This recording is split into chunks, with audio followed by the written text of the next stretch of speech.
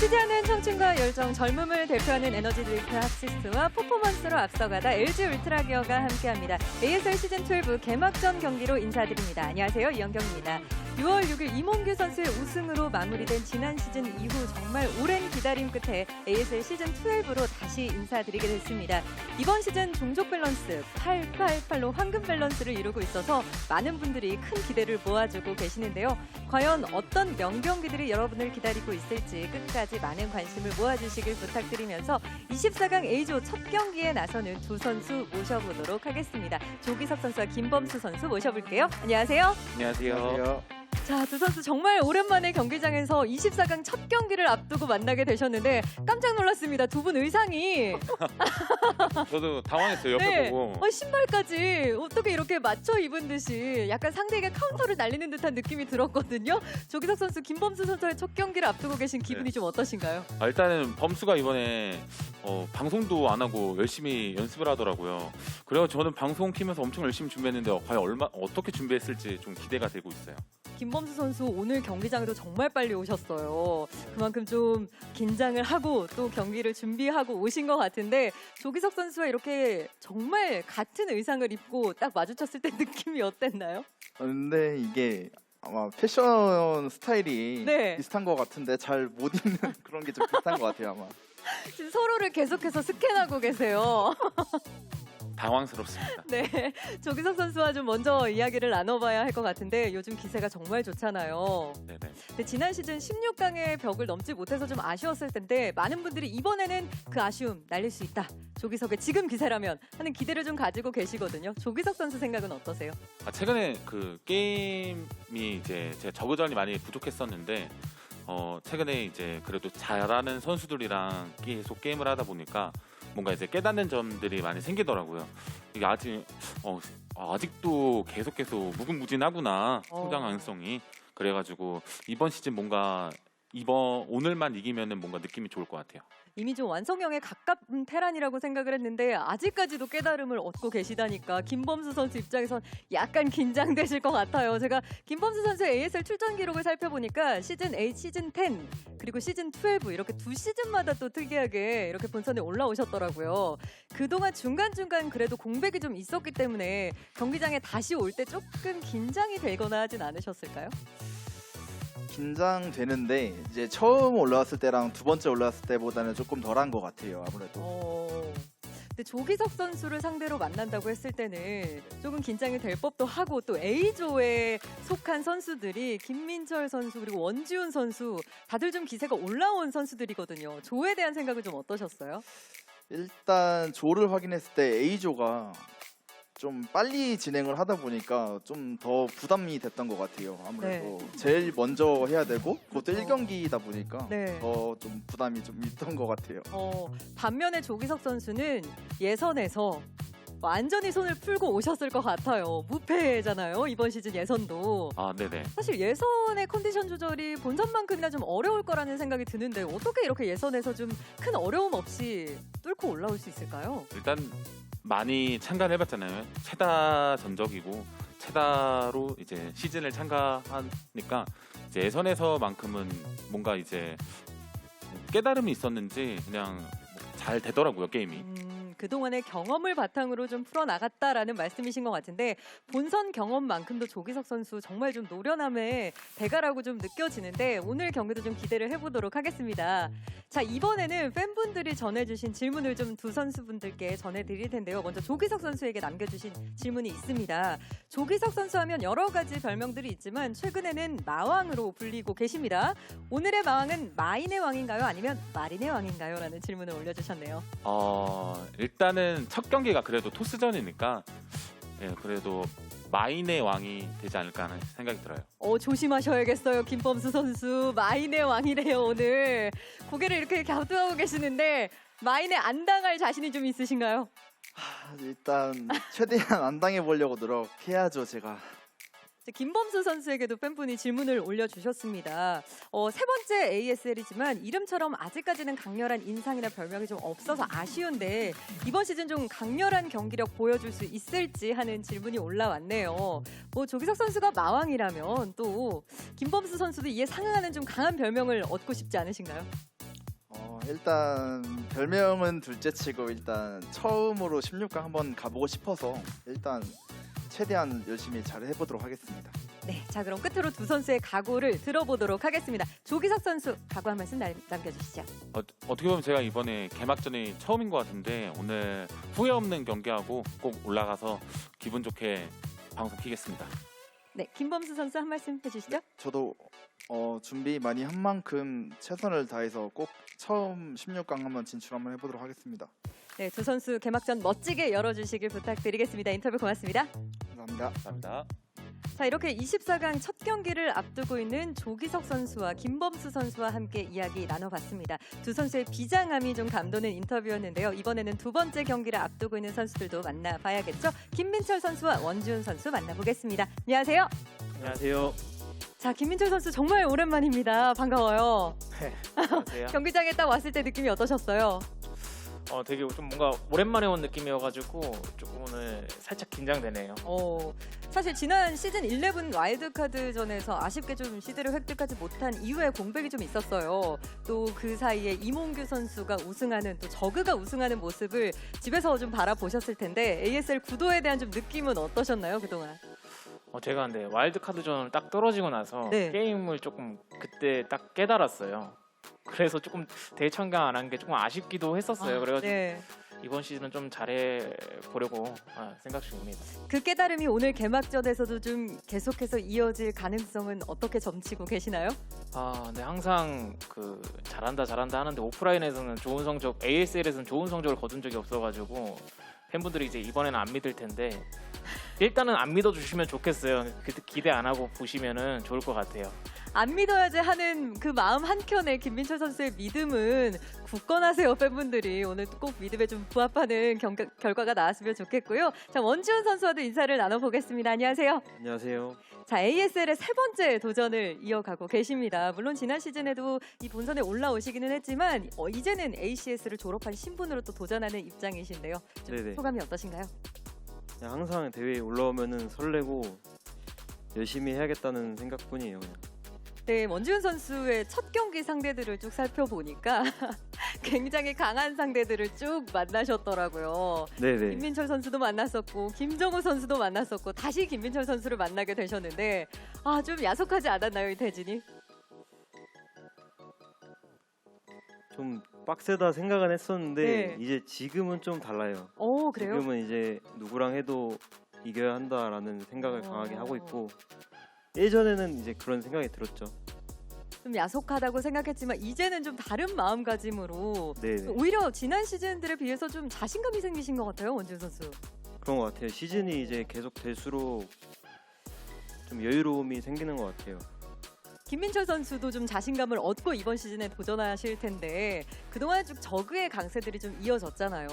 또 철벽 저그 김민철 선수의 입장에서는 그 저그의 강세를 내 이름으로 좀 종지부를 찍고 싶다 하는 욕심이 있으실 것 같아요.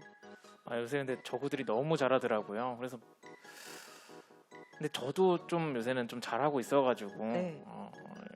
진짜 오프라인 경기만 좀 잘하면은 될 거라고 생각을 하고 있어요. 네, 알겠습니다. 자, 이번에는 두 선수에게 전해주신 팬분들의 질문인데요. 먼저 김민철 선수, 요즘 정말 바쁜 생활을 보내고 계시는 걸로 알고 있습니다. 뭐 공익근무, 방송까지 병행하고 있는데 그 와중에도 기세가 워낙 좋아서 이번 시즌 많은 기대를 모으고 계시는데 이런 바쁜 와중에도 실력을 좀 유지할 수 있는 비결에 대해서 궁금해하시더라고요. 처음엔 좀 힘들었는데 이제는 좀 이게 적응이 되다 보니까 오히려 이제 규칙적인 생활을 하다 보니까 네. 좀 더 잘해지는 게 아닌가 싶기도 하고 그리고 요새는 사실 제가 막 엄청 잘한다라기보다는 사람들이 이제 점점 연습량이 줄다 보니까 그게 좀 있지 않나. 네. 깨달음을 얻으셨다면서요. 물론 깨달음은 없긴 했는데 네, 네. 그런 게 좀 있지 않나 싶어요. 규칙적인 생활에서 나오는 깨달음은 과연 어떤 깨달음일지 경기를 통해 좀 확인해 볼 수 있을 것 같네요. 원지훈 선수에게는 또 이런 질문을 남겨주셨습니다. 최근 개인 방송을 통해서 24강을 뚫어내는 꿈을 꿨다라고 말씀하셨어요. 근데 그 꿈을 꾼 이후에 오히려 좀 꿈은 반대로 되는 거 아니야? 라는 불안함이 드셨나요? 아니면 오히려 좀 자신감이 붙으셨을까요? 아니 제가 저 질문을 봤었는데 저는 저런 꿈을 꾼 적도 없고 정말요? 저런 말을 한 적도 없는데 누구 방송을 보신 건지 잘 모르겠네요. 그럼 만약 지금 머릿속에 상상으로 24강을 뚫어내는 상상, 그런 꿈을 꾼다면 좀 어떤 기분이 드실 것 같나요? 16강에 간다면. 24강을 뚫는 꿈은 별로 꾸고 싶지 않고요. 기왕이면 우승하는 꿈을 24강을 뚫는 꿈은 꾸지 않는다. 더 큰 꿈을 꾸고 있다. 네네. 원지훈 선수의 자신감이 오늘 경기를 조금 더 기대하게 만드는 것 같습니다. 끝으로 두 선수의 각오를 좀 들어볼까요? 김민철 선수부터 들어보겠습니다. 오랜만에 경기인데 오늘은 그래도 실망 안 시키고 좋은 경기 보여드리겠습니다. 네, 원지훈 선수. 저도 떨지 않고 제가 가지고 있는 그런 생각들을 게임 속에서 이제 실현하도록 이제 열심히 해보겠습니다. 네, 두 선수의 멋진 개막전 경기 기대하도록 하겠습니다. 인터뷰 고맙습니다. 네, 감사합니다. 자, 시작부터 선수들의 열기가 뜨겁게 느껴지는 것 같습니다. 과연 8월 마지막 토요일에 뜨겁게 만들어줄 선수는 또 어떤 선수가 될지, 누가 가장 먼저 16강에 이름을 올리게 될지, ASL 시즌 12 24강 개막전 경기 지금 바로 함께 하시죠.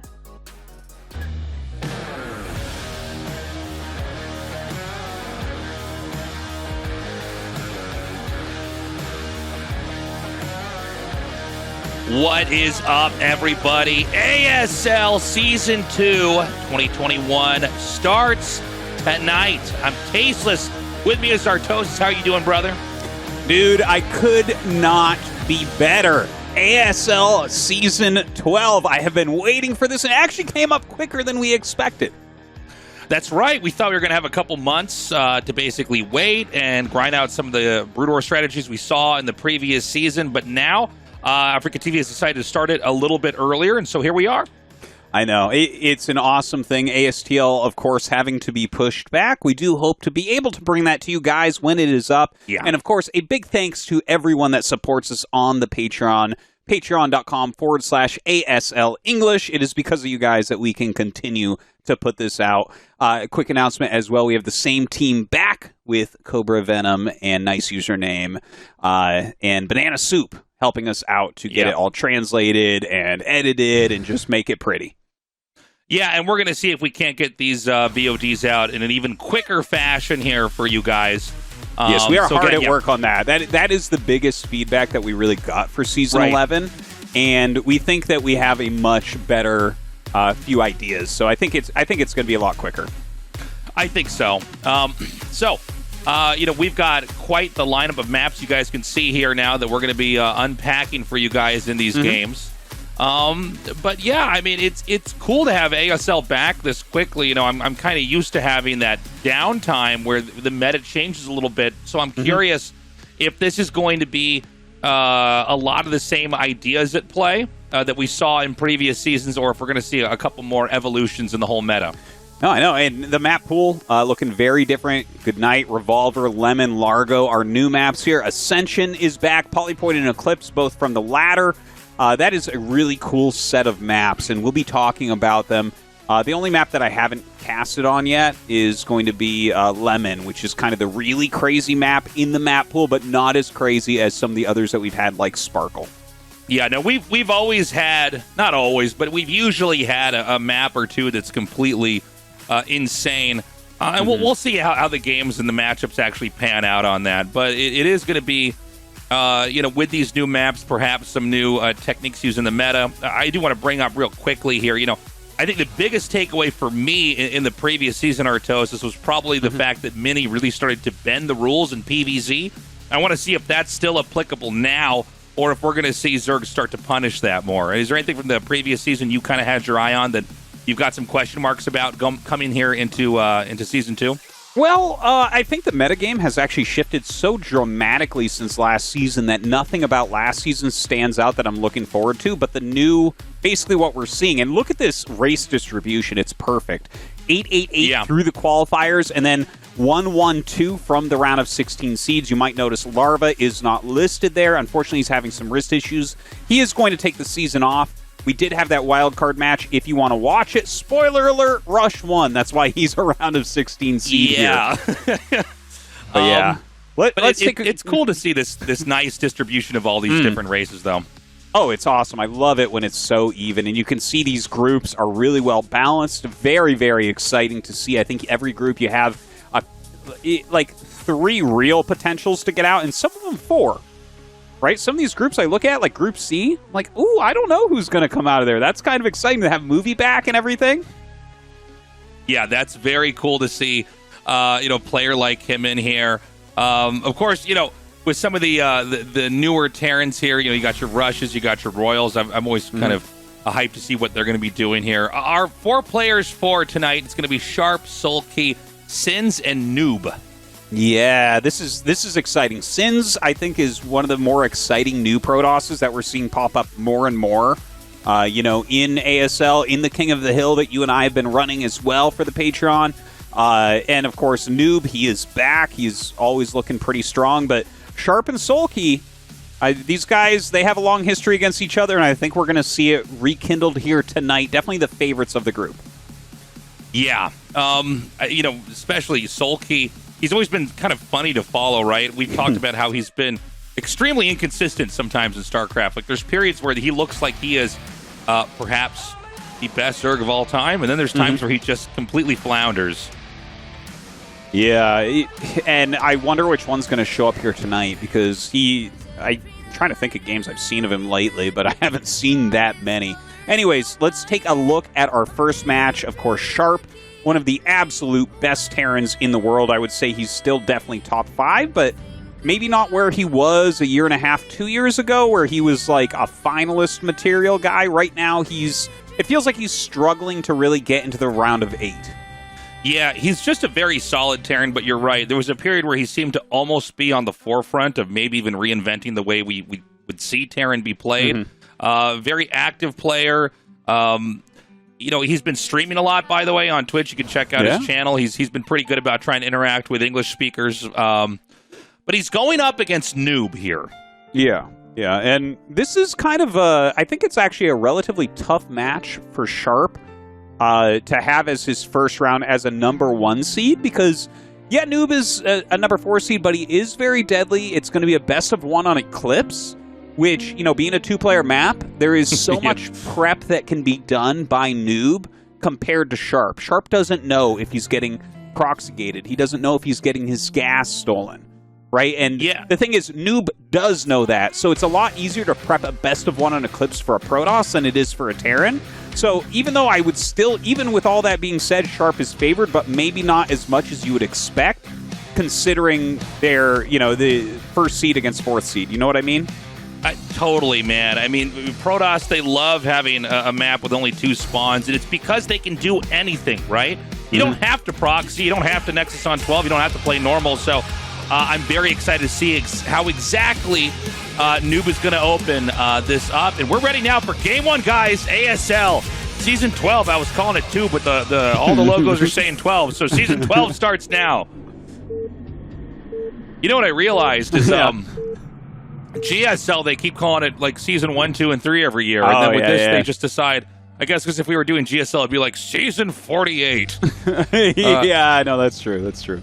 Yeah, but I guess they're not uncomfortable with the double-digit numbers yet here in ASL, but okay. Maybe eventually we'll switch over the naming protocol, but not as when of they get yet. to like 16, they're like, it's too much. Too much. Maybe. All right, so Sharp is in the bottom left of Eclipse. Top right has nOOb, of course. Eclipse, I think if you watch or play any StarCraft, you know this map really well. It's been in the ladder pool for a very long time. It's in a ton of tournaments. We've already talked about it a little bit, and how nOOb basically gets to kind of decide how the beginning of the game is going to flow. And yeah, this is kind of interesting because he hasn't sent out a probe as of yet. Yeah, he might just be wanting to play a normal game, which is, I think it's understandable if you were anybody else and you were looking at this. I think most StarCraft players would look and probably guess nOOb would do a cheese, would do a proxy, would do a gas steal, and so maybe Sharp over-prepared for that. That's also possible. But for now, it looks like it's going to be a pretty normal game. We'll see if it's going to be Gate on 10 or if he decides to, in fact, go Nexus first. Nexus first. Yeah, it kind of looks that way. And this is about as quick as you can see an SCV come out. Now, this is a very Sharp-esque move to have an SCV out here already. And this is actually something I was thinking about. Would nOOb watch enough Sharp videos to kind of figure out the way he likes to play, and he really does not like being offensive gassed. Out of all the top Terrans, Sharp will literally not let you offensive gas him, and if you get away with it, he dies. Like, if you recall, do you remember that game where Free killed Sharp with like 3 Zealots? Yeah. That's because Sharp messed up blocking the probe coming into his base and got offensive gas. Because if you watch Sharp play a lot, he hates it. But here he sends out the SCV early, doesn't see an incoming probe, so decides to make the racks on the low ground. It looks to me like it's just going to be a gasless expand against the Nexus first. And I would say that's a pretty even opener on both sides. Yeah, if you go gasless expand, I mean, I'm very interested actually now with how nOOb's going to make the next couple of moves here, because obviously they're both playing greedily. So, like, can Protoss take a very quick third? I don't know. I don't know how many probes you have to where that can actually be desirable or not, or if, in fact, there's some kind of way to punish a Terran who's doing this. You know, I've seen these two builds hit each other a fair amount, and I feel like the best move to do as Protoss here is to just go into Reaver. Yeah, I would basically agree with you. I don't think DTs are going to be good. I mean, oh, hold on. He's going to send some SCVs with this. What is this? I'm sorry. We kind of decided that this was going to be command center, but then here we see SCVs coming out. Yeah, the thing is, this doesn't really work, what Sharp is trying here. Like, you see he's trying to make a bunker, like, really far out because you need a bunker push in this situation. But, like, I don't think this is going to end up killing nOOb. In fact, I think nOOb is almost thrown off that this is occurring. Now, look at this. He does a beautiful drill through, puts a lot of damage onto that Marine, but if the Marine gets in the bunker, it's all for naught. Oh! Well, there's another Marine up here. Now, again, if the probes can just body block the Marine, you're basically fine. Yeah, and now the Zealot's coming up. This... I gotta tell you, Tastosis, if you do something like this and you're not killing the Nexus, you're in a lot of trouble. And can you see any way on Earth he's going to kill this Nexus? No, I mean, this Sharp is the problem. in a terrible spot. Yeah, I mean, this is a disaster, to be honest. Like, yeah. Seeing that Marine almost walk in line there with the Zealot. Yeah, I mean, the Nexus is done. The command center started, but this bunker isn't hitting anything. If I was in the Protoss' position, I wouldn't be that worried at all. No. I mean, he has so few Marines up here. He has to build a second bunker to even have a chance of hitting that. Also, there's Zealots going for a counterattack, so he has to watch out for that. This is just... I think nOOb's going to win this first game, Tasteless, just based off the openings. Yeah, I think so. The Zealots can basically chase back. This is just so bad. He does get one Marine out, but I mean, I don't know how many SCVs have been killed, but the nOOb is considerably ahead right now. Yeah, and I think it's going to get worse and worse and worse. He has Zealots on both sides. There's a bunker being made. No range upgrade yet, so that's something, right? Like, if he can get this bunker up, maybe he can do something to the Nexus. I don't know. Let's see. I mean, it's Sharp, right? There's always that possibility that his crazy pro gamer skills come into play and he does something. In this position, it looks awful to me. Yeah, well, hold on. The pro's trying to come in here, trying to get a body block. Oh, my God. Our killed both the Marines, and now there's Zealots in here. And, I mean, this game might not end as in he'll type in GG, but I will tell you that right now the Protoss is so comfortable. Yeah. Well, I'm just so surprised that Sharp tried this. It's like something that you learn this is like something that you learn in like B rank, is that if you're going gasless expand, they go Nexus first, you can't kill it. Like, it doesn't really work, right? Like, you need that factory follow-up. Even if you kill the Nexus, you're so far behind in tech that they can just go into, like, anything and get you with their tech lead, right? Look at this. The Robo is done. The factory just started. It just started. Yeah, this is about as bad as it can get. I mean, if he does go for Reaver, I think there's just so many opportunities to punish. There's nothing that can fight Reavers that's going to be out very quickly here. And it's more than even that.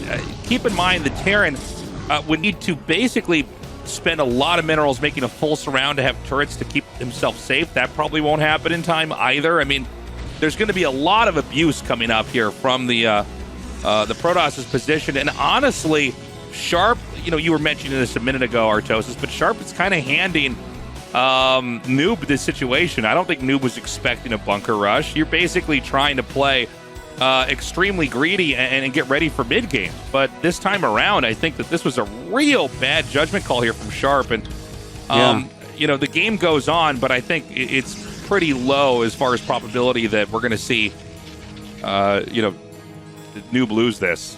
Yeah. Well, the amount of pressure he's going to start putting on, and you just have to turtle as Sharp. And then it's not just that you have to turtle. There's a Reaver out, so you can't push. And also there's a Reaver out, so taking your third is going to be slow because you need turrets everywhere, but you also need a lot of units to hold this hard-to-take middle area in between your natural and third. And with a third Nexus already started, I can go on and on. This is a dead position for Sharp. Well, not only that, Tastosis, but if you just look at the options for Protoss could go into carriers, could go mass shuttle with speed, could go into Arbiter. All three are completely appropriate. And Terran's not going to know what's coming. A scanner's been delayed, of course, because this pressure's been so high. So, I don't know, man. And you know what? He might even actually drop the Reaver in the front and just bust the bunker. Oh, yeah. That would be a great move. Dropping it anywhere is a great move. Everything he does is a great move. Look at this. The worst Scarab ever. Turns out great. That Scarab was insane. Oh, my God. Okay, well, the game is true. We've been saying it for a while, but it is getting more and more over every moment as the Reaver now has 9 kills. Yeah, 9 kills, and he can probably just dump this right on top of the tanks. And really, there's just not a lot you can do. That's going to fire down. I love that he's targeting the SCVs here with this. Quite the game, honestly. I think nOOb kind of bungled this attack. I think he could have just won the game immediately, but again, Terran might just leave, but I thought Terran was going to get just enough Dragoons by the factories with a Reaver that everything that comes out would die. But this is rough, man. 3 base to a Terran barely mining from his second base. Yeah, it's 36 supply against 70, so it's twice as much. nOOb is getting ready to take a base in the bottom right, which is so hard to stop as Terran if you don't already have a lot of map presence. And like you said, he can literally go on any tech route. Gateway Man, Mass Shuttle, Arbiter, and Carrier are all awesome here. I was kind of hoping that we would have the multiple robo play that's been kind of popping up, where it's 2 or 3 robos that are made, and you get the Scarab damage just to kind of see that play out on a pro level. I bet you will see some of that this season. It's pretty trendy at the moment, but it looks like he is going to go up into Arbiter tech, which is going to be super, super strong, of course. How do you defend absolutely everything that nOOb has at his disposal? Sharp is staying in the game, but, you've seen his face during this, right? He's shaking his head. He's muttering to himself. He knows, right? He's having a bad time, for sure. He's looking at this and saying there is, less than 1% to win this. But you never know. Every now and then a Protoss tries to kill you too many times, and you have some sort of miraculous comeback where they didn't expand it all behind it. Yeah, but I think nOOb's basically playing a pretty perfect game. You can see he's got... he's just going to try to bust in here. Well, this might be that moment you were mentioning, Tastosis. He's going to drop the 2 Reavers over here. This is going to instantly gun down that... It's not the cleanest thing I've ever seen. No. But it's enough, right? He's dealing the damage. Yeah. He's hurting those add-ons, Tastosis. It's always one of the top things on the list. They might need to be repaired, Tastosis. How much would it even cost to repair? They only cost 50-50. It must be so cheap. He's taking down turrets, flying around. It wouldn't be bad if he got that armory, actually. Yeah, Guess he's going to go for higher value targets here. He's just stopping any anti-air from coming up. Oh, look at that. Our observer actually just checked what the Scarab damage was at because he's aware that this is a new thing that's come out. The plus Scarab damage against Terran build. There's the Nexus taken down here. By the way, I think this is the correct pattern for Protoss to expand into this matchup, is to take 1 base in the bottom right before you go into the rest of the upper left. Just so that Terran has to do a lot of work all over the map to actually punish you and can't just push up in one direction and win. Well, let's see here. Sharp at 62 supply. Oh boy. I want to put this in perspective for people. Right now, if this stuff had not happened, like if this was a standard macro game, Sharp right now would be about 130 supply. So and obviously nOOb would be very close to maxed if he hadn't have to keep on attacking in, right? So it's like the amount that Sharp has been damaged here is insanity. And I love that we just see a lot of gateways being made, arbiters being made, because Sharp, he can't go into a macro game. Like he can't like make a third Nexus, right? You have to actually go up, I think, to like 160 supply and then do something. Oh, yeah, I totally agree, Artosis. I mean, I think at this point in time, all that Terran can do is try to just spike in supply off 2 bases. I mean, the Protoss is basically completely and totally dominating the Terran. There's just not any opportunity, and this is what happens when you get tripped up early on, especially in Terran versus Protoss, where the Protoss can pretty freely dominate the map if you lose a couple tanks or you know, get slowed down because you bunker rushed when you should have just expanded. Yeah. It really does all come back to that, right? Is that decision to try and go and bust a Nexus first with a gasless expansion opener, where it's like, the thing is, people don't realize, I guess, like the non-stop Marine production, as well as like 8 SCVs, as well as the Vulture. The Vulture is such an important part of those rushes against the Nexus first, and you know, without that there, it's like you just don't really have a lot of damage output. He didn't even commit a lot of SCVs, and we really look where that's gotten him, unfortunately. nOOb has him completely boxed in. Sharp is slowly but surely trying to push out here. He's got himself up to about 100 supply. But yeah, like, I mean, we could just see nOOb max out an attack move, and there is not much chance that Sharp will hold it. Yeah, pretty much, man. I mean, I think it's going to be coming in a little bit. He's at 176, so, you know, he makes out of all of his gateways one more time, and he's basically maxed out. The 2 Vultures are coming in here to basically try to survey what exactly, you know, is going on in this game. I don't think Terra knows about the bottom right, but you could probably guess, right?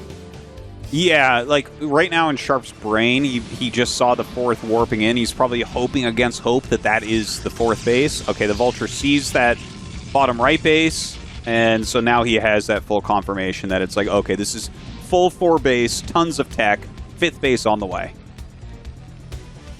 Yeah. Again, no third here for Terran. Just some cannons now basically being put down to these different expansions to kind of cement the lead here. Let's say Vultures run by. They're not even going to kill probes at this rate. We have that 3rd CC being made. There's a chance also, I think, with the energy that's banked here on this Arbiter, that he just does a recall as well. I know recall's not great against a player that's got 2 bases, but, you know, there's a lot of ways Protoss can try to skin this cat. Oh, yeah. Yeah, you can recall in the army, you can stasis. Look at his army. Like, he's maxed. He should just go, honestly. Like, if he... I agree. There's no way that this holds, and there's mines in there, too, so if you recall, it's fine. If you run Zealots in, it's fine. You can see that Sharp is set up like he is playing some sort of level in the campaign where you just have to stay alive. It's like, be as efficient as possible for 20 minutes. But yeah, Mengsk is not going to be there in time to save him, Tasteless. Here comes the Arbiter. Yeah, and so he's going to go for a stasis first and then run in with everything else. Nicely done. And we've got a lot of shuttles coming in here now. Oh, man, the mine hits, the stasis. It's brutal. The Zealots are coming in now. Like, I mean, Sharp has been dead for quite some time. You see even his plans coming out with that dropship. GG is called. And nOOb with his eyes wide open there. Probably surprised that he took down such a legend as Sharp here in the first game of ASL Season 12. Yeah, and it's almost like it just hit him, you know? It was a pretty intense early game. I mean, even though, you know, I think we all agree that it's probably not the best move to try to bunker rush the Protoss. You know, it's Sharp. Even when his SCVs come, when his Marines come, it's scary, but nOOb played a very smooth game. I think Terran misplayed that early on, and, you know, it's one of these butterfly effect games. We could talk about the end game and how nOOb ran him over with this maxed out army, but really it was all about the early game and really poor decision-making from Sharp. Yeah, well, the thing is, he's a pro gamer. He's one of the best Terrans in the world, so I'm sure that he practiced that scenario a little bit and probably thought he could get nOOb with it, obviously, right? Like, you must think that you can get him with it if you try it, but I'm not joking when I say that's something that you literally learn in, like, the B ranks before you move up, that you can't do that. And so I'm surprised that he tried it. It did not work. I don't expect to see anything like that again in the tournament. Not from anybody. Yeah, it was an odd game, a bit anticlimactic there in the end, but Sharp, he's down 0-1 now. nOOb has become successful here. Kind of exciting. You know, nOOb is definitely one of the Protosses in the background of the pantheon of great Protoss players we've got. Guys, we're going to go take a little break. We come back. SoulKey versus Sins, ZVP coming up next.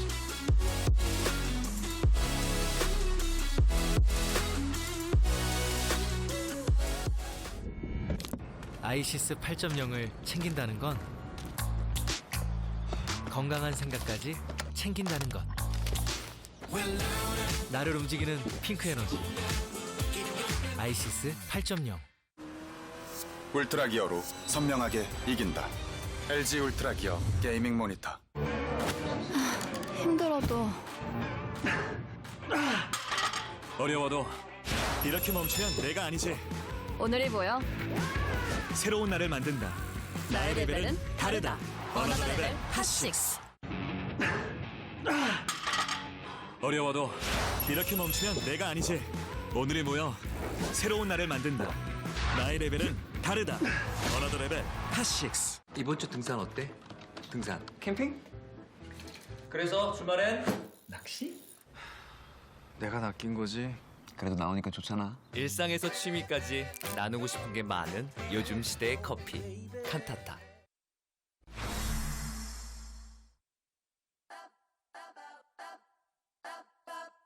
Gonna get a lot of dough. Anything is possible. Turn me up in the headphone. Yeah. Grind to get a lot of dough and dirt through all the obstacles, cause anything is possible. Yeah.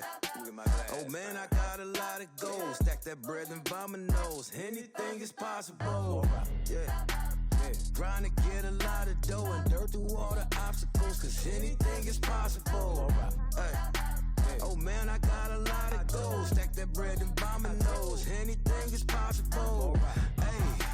I grind to get a lot of dough and dirt through all the obstacles, cause anything is possible. Yeah. Oh man, I got a lot of goals. Stack that bread and vomit nose. Anything is possible. Yeah. All I know is get paper. All I do is shit major. Bought a condo on the top floor and the building's a skyscraper. Feeling like I'm Kobe, LeBron for the Lakers.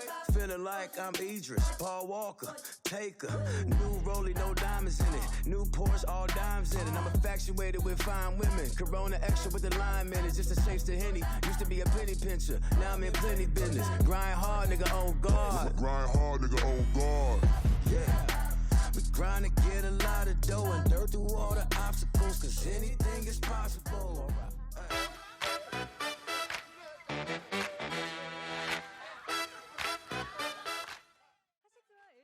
Welcome back, everybody. It's good to be here at ASL Season 12, man. I'm glad the season got an early start. We're going to be going into our game in a second, but on this break, guys, we want to encourage you to please support us on Patreon, patreon.com/ASL English. We are hoping to do more than just these ASLs, these ASL seasons this year. We're hoping to get some other leagues. We've been doing the King of the Hill, which has been a blast. So if you love what we're doing and you want to support our StarCraft 1 efforts directly, that's the way to do it on the Patreon. Yeah, and thank you everyone so much for supporting. People have loved the King of the Hill so far. We're having a great time with that during ASL's off seasons. Again, we've talked about it before. We're trying to make it so we can cast some ASTL as well. We hope that's going to end up working out. So yeah, just Brood War for life, man. We're loving it. This was the game that started it all for us, man. So it's kind of cool to come back full circle and be bringing it for all you great people out there now. SoulKey. This is a player. I don't know if he's going to have an amazing season, Tastosis, or if it's going to be Yeah. One where he fizzles out. You know, sometimes SoulKey just makes he's like a guy who can like fail with a 5 pool and then still win with macro later on. Yeah. Like, he is truly a phenomenal Zerg. Yeah, honestly, he's one of the best macro Zergs when he plays his game, but it doesn't feel like he's been on that much lately. So I'm not holding my breath on him. For a lot of seasons, I'm like, okay, it's like SoulKey can challenge for the championship, right? Like, amongst all others. And I mean, he has won before, right? Like, he won a KSL. So just to throw that out there. Now, his opponent, Sins has done a lot of cool moves, right? He was that mass Reaver push guy on Eclipse last season, was he not? Right. That was a really fun game. He went mass Reavers against Zerg. Didn't end up working out, but it looked cool. He's also Storm Egg, so he's the guy that stormed the eggs on New Covenant or whatever that was called. Was that Yes, was that Inner Coven? Inner Covenant. Oh my god, Inner Coven. Okay, well whatever. Anyways, he brings cool stuff to the table. I'm excited. I feel like it could go either way. Obviously, I'm supposed to say SoulKey's going to win, but I wouldn't be surprised if Sins can upset him. All right, guys, we're going to go into Game 2 now. Again, in the round of 24, just best of ones. So the pressure's on. The winner will face off against nOOb in Game 3. Let's see who takes this one.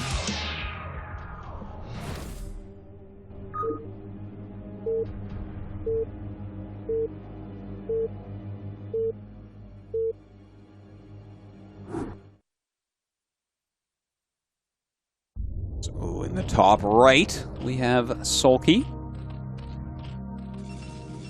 In the bottom left, we have Sins.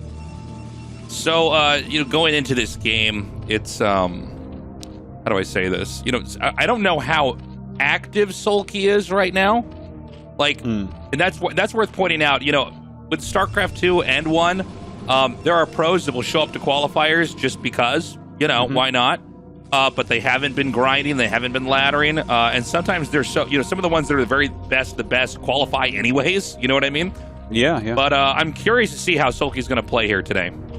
Well, it's funny, I actually heard that one of the players we have this season kind of just showed up and was playing like old meta and still qualified, but I did not hear that was SoulKey. I think SoulKey is playing pretty actively because he has had... Remember, he got like that little discharge from the army because he needs to make money for his family. So I think that's basically... I think he's streaming a lot, but I'm not sure exactly how many tournaments he's participating in, right? Yeah, I don't know either, to be honest. With Sins here, he's doing the gateway expand that we've seen so many times before. SoulKey going for... 9 pool. 9 pool. Oh, no, overpool. Oh, no, that's overpool. Overpool. Tricked us. It's like every single game where I scout them too, I'm like, is that a 9 pool? No, I guess it's an overpool. And so we're going to have basically the two most standard PVZ openers for Eclipse interacting with each other. And one is not really better than the other. I've been streaming a lot, as have you been, Artosis, but, it's kind of fun to finally deep dive back into playing. I know when you and I came out here, our lives are kind of caught up with trying to adjust to Korea and trying to get work and all that. But this has been, for me, a build that I've got to explore a lot and have had a lot of fun figuring out because this was a build that was not used before StarCraft 2. I never saw anything like this before that. Yeah. It's kind of cool, though. Like, this is the trend overall is, like, more activity, more optimization to be able to get that activity and keep that pressure out there. So loving seeing it. And I got to tell you, it's like I never really cared for playing PVZ with Forge builds because you just sit there and you like do this build order and that's literally your early game, right? Right. Whereas I play like just a little tiny bit of Protoss right now, and PVZ I find really fun with gateway expands because you're actually, you're running around, you're doing some things, there's some interesting decisions to be made, there's some micro going on. I don't know, it just kind of makes it more fun in my opinion. Yeah, well, I mean, there's definitely more opportunities. When you do the Forge expand, it's weird because you're relying on static buildings, which is just not, it's like not a great way to play. For a second, I was wondering if that Ling actually fits through that. I guess SoulKey was not. wondering too. Yeah, the way he ran it up, he's like, wait a minute, that doesn't look right. Yeah. Oh, wait. That doesn't fit. The Lings can go. Wait, hold on. Can they actually fit through there? Yeah. No, I don't think they can. No, it can't. Yeah, they can't. Yeah, they can. That little rock. No. There's a little rock there. No, I don't think so, Tasteless. I think so, Artosis. He would have ran down if that were the case, right? He did run down. No, but he couldn't run further. There's like this little rock. Walls in Brood War, man. This is actually a funny thing that happens. People that play the game all the time will sit here and have arguments whether or not a wall is actually tight. It's like, well, no, I've had this issue where like I put the gateway and there's some way that you can do this wrong if it's like up too much or like down a little bit too much, where the lings actually just go through the right side. It's so weird. Maybe I'm wrong. Maybe he can fit through there, but anyways. Wait, do you think the lings can fit or cannot? I mean, if they can get that far down, I think they can fit. They're not. I don't think they're supposed to be able to fit halfway through there. I think it can only go down the side, because it seemed like SoulKey was trying that and he already got the egg wrong as well. Whereas Sin's an up and coming pro, I think he has this mapped perfectly, like his walls. Could be right. Yeah. Well, he's sending up 5 zealots right now. Yeah. Yeah. He's going to send this out, and I think SoulKey's been maybe a little bit greedy here. Pushing up to the 3rd is extremely strong on this map because you can block the ramp with 2 zealots. And then you'll still have enough to basically push up. So this is pretty bad right now. Whoa, he actually slips one of the zealots to the back. Yeah, and he a lot of messed up lings his control. patching. Looks like he's going to push forward here. The lings backing up, Sunken on the way. So the Sunken should allow him to end up holding this. Yeah, he's not going to be able to get in there and do the damage he wants to do. But this does force lings, which is good. It's basically fine if you're forcing him to make lings and then you trade in angles like this one where you're like kind of wedged in this position where the lings have to fight one-on-one. It's pretty good. Yeah, it seems like he did a very good job with this, forcing the Sunken and this many Zerglings as well. I feel like this was actually slightly good for Sins compared to SoulKey. SoulKey really is low on drones right now. Yeah, this is a pretty good start here. I mean, he basically identified he had enough time to send those zealots out and get them into a good spot where they're not going to be surrounded in the middle of the map right away. Now, there's a lot of lings coming down here, and this is not a full tight entrance here. He needs to get one more zealot up here. The lings can just target the probe at the back. I don't think he'll do it, but you got to be very careful, man, because when speed lings come into the game, it's no joke for the Protoss. If they even get 2 or 3 inside your main, the whole game becomes a headache. And I do like the one zealot. Yeah, I mean, you have to be so careful about that in general. What do you think about that cannon placement, though? I don't like how they're kind of off center. Is that good? I got to look at it again. I can't quite see where it's at right now. I'm sure we'll go back there in a second. But a lot of times you want to just have... I wish I could see the cannon now. Now I'm really curious, Artos. I'm sorry. Yeah, no, it's okay. Spire there just finished up, though. Yeah, what do you think about that kind of offset? That's okay. That's okay. Because you can just make cannons in front of it if there was like Hydras or something else like that. Also, if it's far back enough, the Zerg can make a bad call and assume there is only one cannon, and maybe he tries to kill the gateway and get in. Okay. It doesn't work. So I think it's fine. Yeah, maybe it's ranged in such a way that it just hits in front of the forge, and then that one just hits in front of the gate or something. But look at this. Multiple cannons coming up against incoming Mutalisks. I think Sins is going to have enough to fend this off. SoulKey is a Zerg that does like to go mutas, just like Larva is a Zerg that likes to go for mutas against Protoss. And you got to be careful in this situation. He does have enough cannons at both spots. He should be fine. Yeah, the mutas look like they want to come in. A couple Dragoons have been made as well, which seems very odd to me. I don't feel like I've seen this at all, where you make 2 Dragoons this early on to supplement. Yeah, it's it's not ideal. I think when he realized that this was coming, you want to get anything out here that you can, because just a few Dragoons can take a fight pretty well. Oh, you know what? Does he have range? Dude, he does. Like, the core was spinning before the Stargate finished, and I was like, oh, he started +1, okay. But actually, that was Dragoon range, because +1 would not be done by now. Yeah, this is kind of crazy. I feel like I've never actually seen this. No. There are a lot of theories about Dragoons with range against Zerg at very specific moments of the game. And, you know, if you have enough Corsairs with Dragoons and Zealots and the +1's done, I don't really see the harm in doing this. Of course, you are delaying Templars, which is always the big issue, right? But let's see what this push can actually do. This is wild. I've literally never seen anything even remotely like this. 5 Dragoons with range, 6 Dragoons with range, 2 Zealots. They all have +1, and then 3 Corsairs. What a weird build we're looking at here. Yeah, I've never seen anything like it, Tastosis. I feel like I would like to say I think I've seen it all with Protoss, but apparently not. And this can't do anything, right? I don't. Well, the problem is that, you know, if you have a couple Zealots on the ground and +1 attack's done, which it is, like the Zealots can kill the Lings, the Dragoons can kill the Lings too.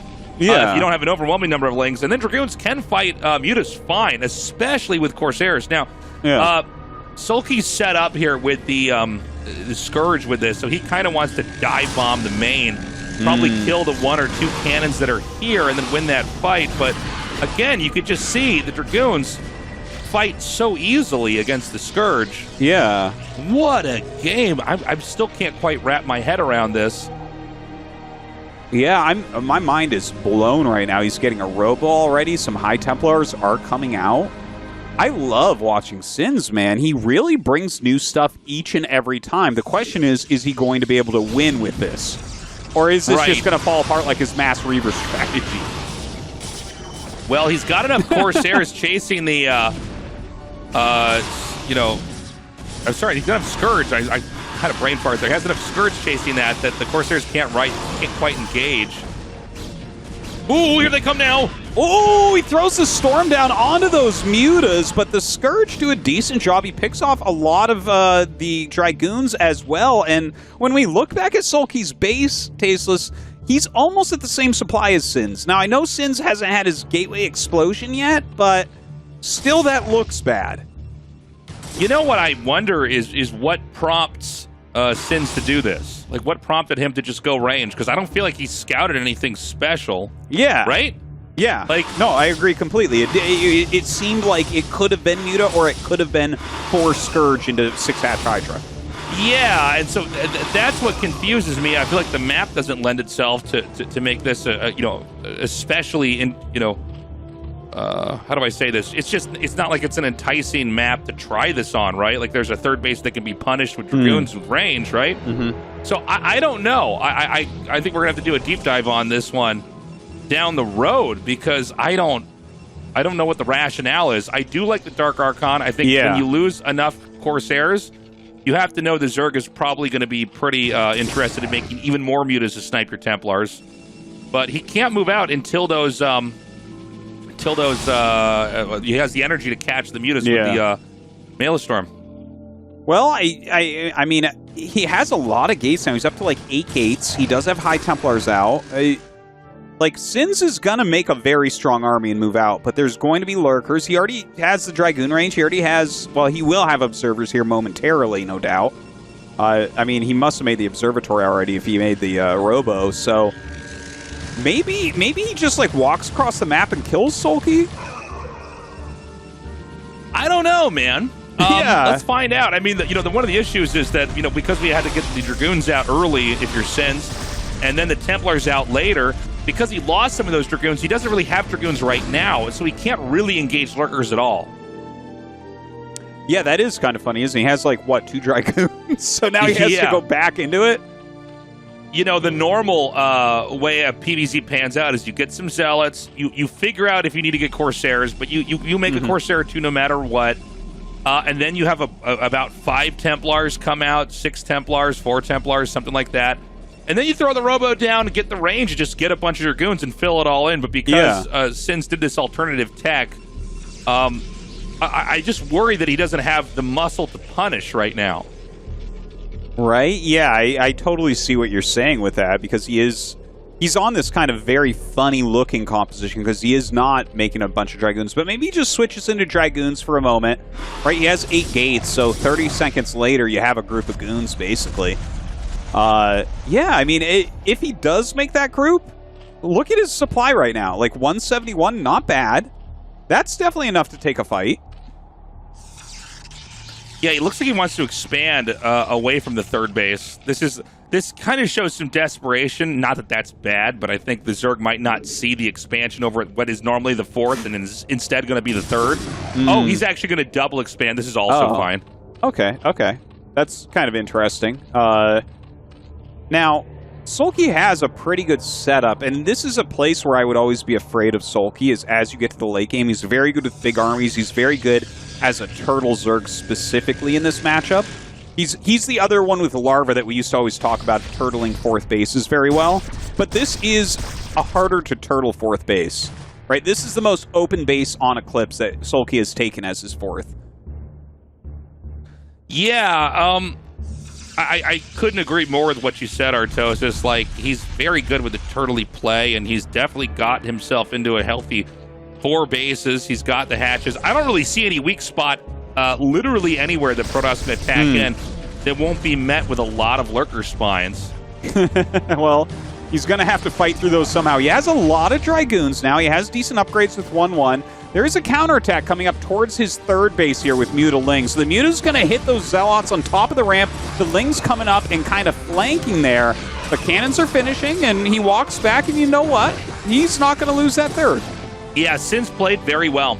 He secured the third. Doesn't look like he's going to catch those Mutas with the Dark Archon. Both sides are maxing out. Now, Protoss can get to this point where they don't really have any easy place to push into. Let's see if he can do it here. He's going to have the Zealots on hold position, though. I'm a bit nervous for him because if this push doesn't work, I think SoulKey's going to take it. He starts storming down onto some of these lurkers. Some of the spines are hitting his army pretty much nonstop, and he does begin to move back. But the longer he takes, the closer we get to Defilers, because already that Defiler Mound is done. Yeah, the Defiler Mound is done.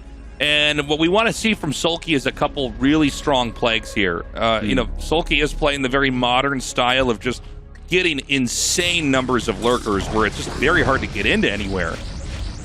And you can see that, Sins is doing a good job of roaming here. He's trying to find a fight that he can take, but man, I mean, what are you going to do here? How many lurkers are actually up by the main? Yeah, that's so many. If he just burrows these 4, I don't think Protoss can get in here. Right, a couple Maelstroms come down here, mostly on Zerglings. I mean, anything does help in these battles, but where are those Psystorms? He has a few High Templars coming up from behind. Gets a nice one on the left-hand side onto some of these Hydras. Still, he's starting to break through a little bit, but that is a lot of Lurkers. Yeah, it's just so many Lurkers. That's the issue. I like the counterattack again here. I think when you realize there's just not very much to help defend, he's going to take this third out, and I think the Protoss can't really make any headway here, right? I mean, he's just stuck. The defense is so strong. And as Defilers come out, this is going to get worse and worse because it's such a Dragoon-heavy army, but it is a Dragoon-heavy army, so maybe he can break through. Oh, a Dark Swarm. No, I mean, the Dark Swarm alone makes it more complicated. It's just hard to try to, hack your way through that, and so that's going to be it. GG Sins. Unable to take on SoulKey. SoulKey's such a strong player. Made it look easy, man. Yeah, and that couldn't have been too easy because that was such an off-brand strategy, right? So you got to look at that and be like, oh, what is he doing? Why does he have all these Dragoons with range right now against my Mutalisk Opener? But look, it was exciting to see what Sins wanted to bring to the table here in this first game, but again, we're watching him lose with an alternate strategy. Yeah, I mean, the Dragoon range it really makes me think, and it makes me wonder, what is the game supposed to look like when those goons come out? Protoss is getting more and more interesting versus Zerg with every new game this year. It's kind of crazy to see what they're trying out, especially these newer players who are changing the way we think about this matchup. So SoulKey wins that. He'll be going up against he's going up against nOOb, excuse me. Yes, that's right. SoulKey versus nOOb. And, I mean, that has to be SoulKey favorite as well. SoulKey's playing fine today.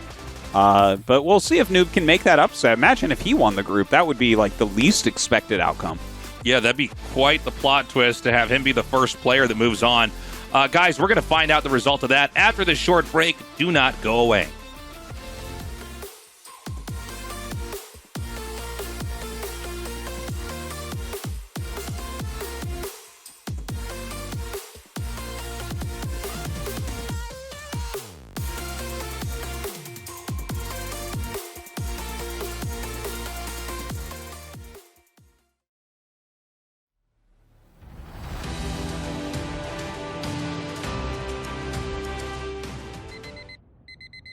아이시스 8.0을 연다는 건 조금 이른 아침을 연다는 것. 나를 움직이는 핑크 에너지. 아이시스 8.0. 야채 착착, 당토 톡톡, 아보카도 슥슥, 그리고 제로. 이렇게 맛있다고? 맛은 배로, 칼로리는 제로. 칠성사이다 제로. 울트라 기어로 부드럽게 이긴다. LG 울트라 기어 게이밍 모니터. 숙취 요즘 누가 저렇게 깨니? 맨날 똑같은 거, 맛없는 거 깨. 이제 탄산으로 깨. 숙취 해소의 새로운 기준. 가스강. 환도 역시 가스강이 대세. 함께 모이면 홈파티. 홈파티엔 먹방. 먹방엔 칠성사이다.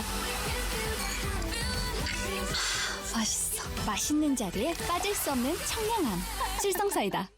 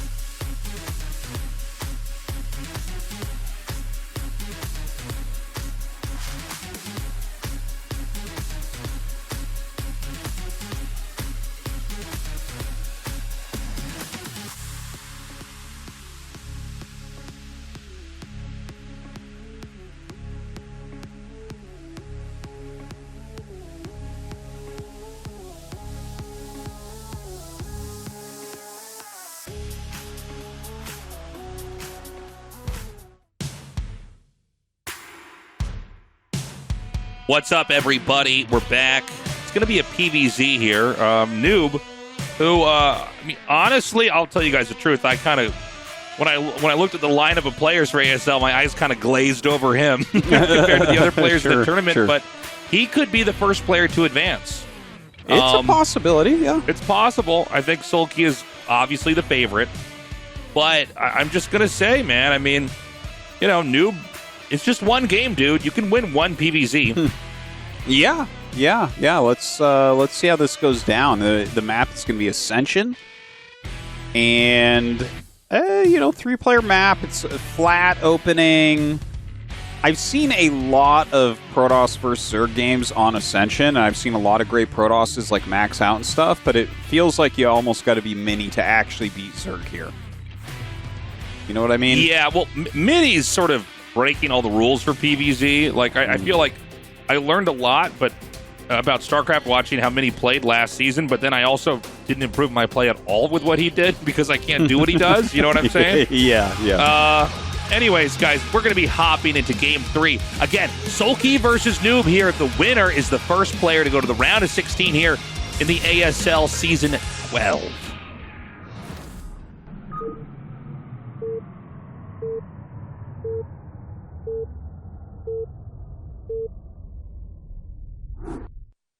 I almost forgot this is going to be on Ascension. This will be interesting to see how they both play on this. I do want to point out we have had some weird builds where they do gate expand and don't scout. I don't know if that's going to happen here, but we have seen some weird stuff in our King of the Hill stuff we've been casting. Yeah. By the way, the King of the Hill stuff, you can find that on our YouTubes. There's Tastosis has a YouTube, I have a YouTube. We upload that there. We were doing the King of the Hill stuff to keep the people that are supporting us on Patreon with content that they can enjoy when we're not, when ASL's not on.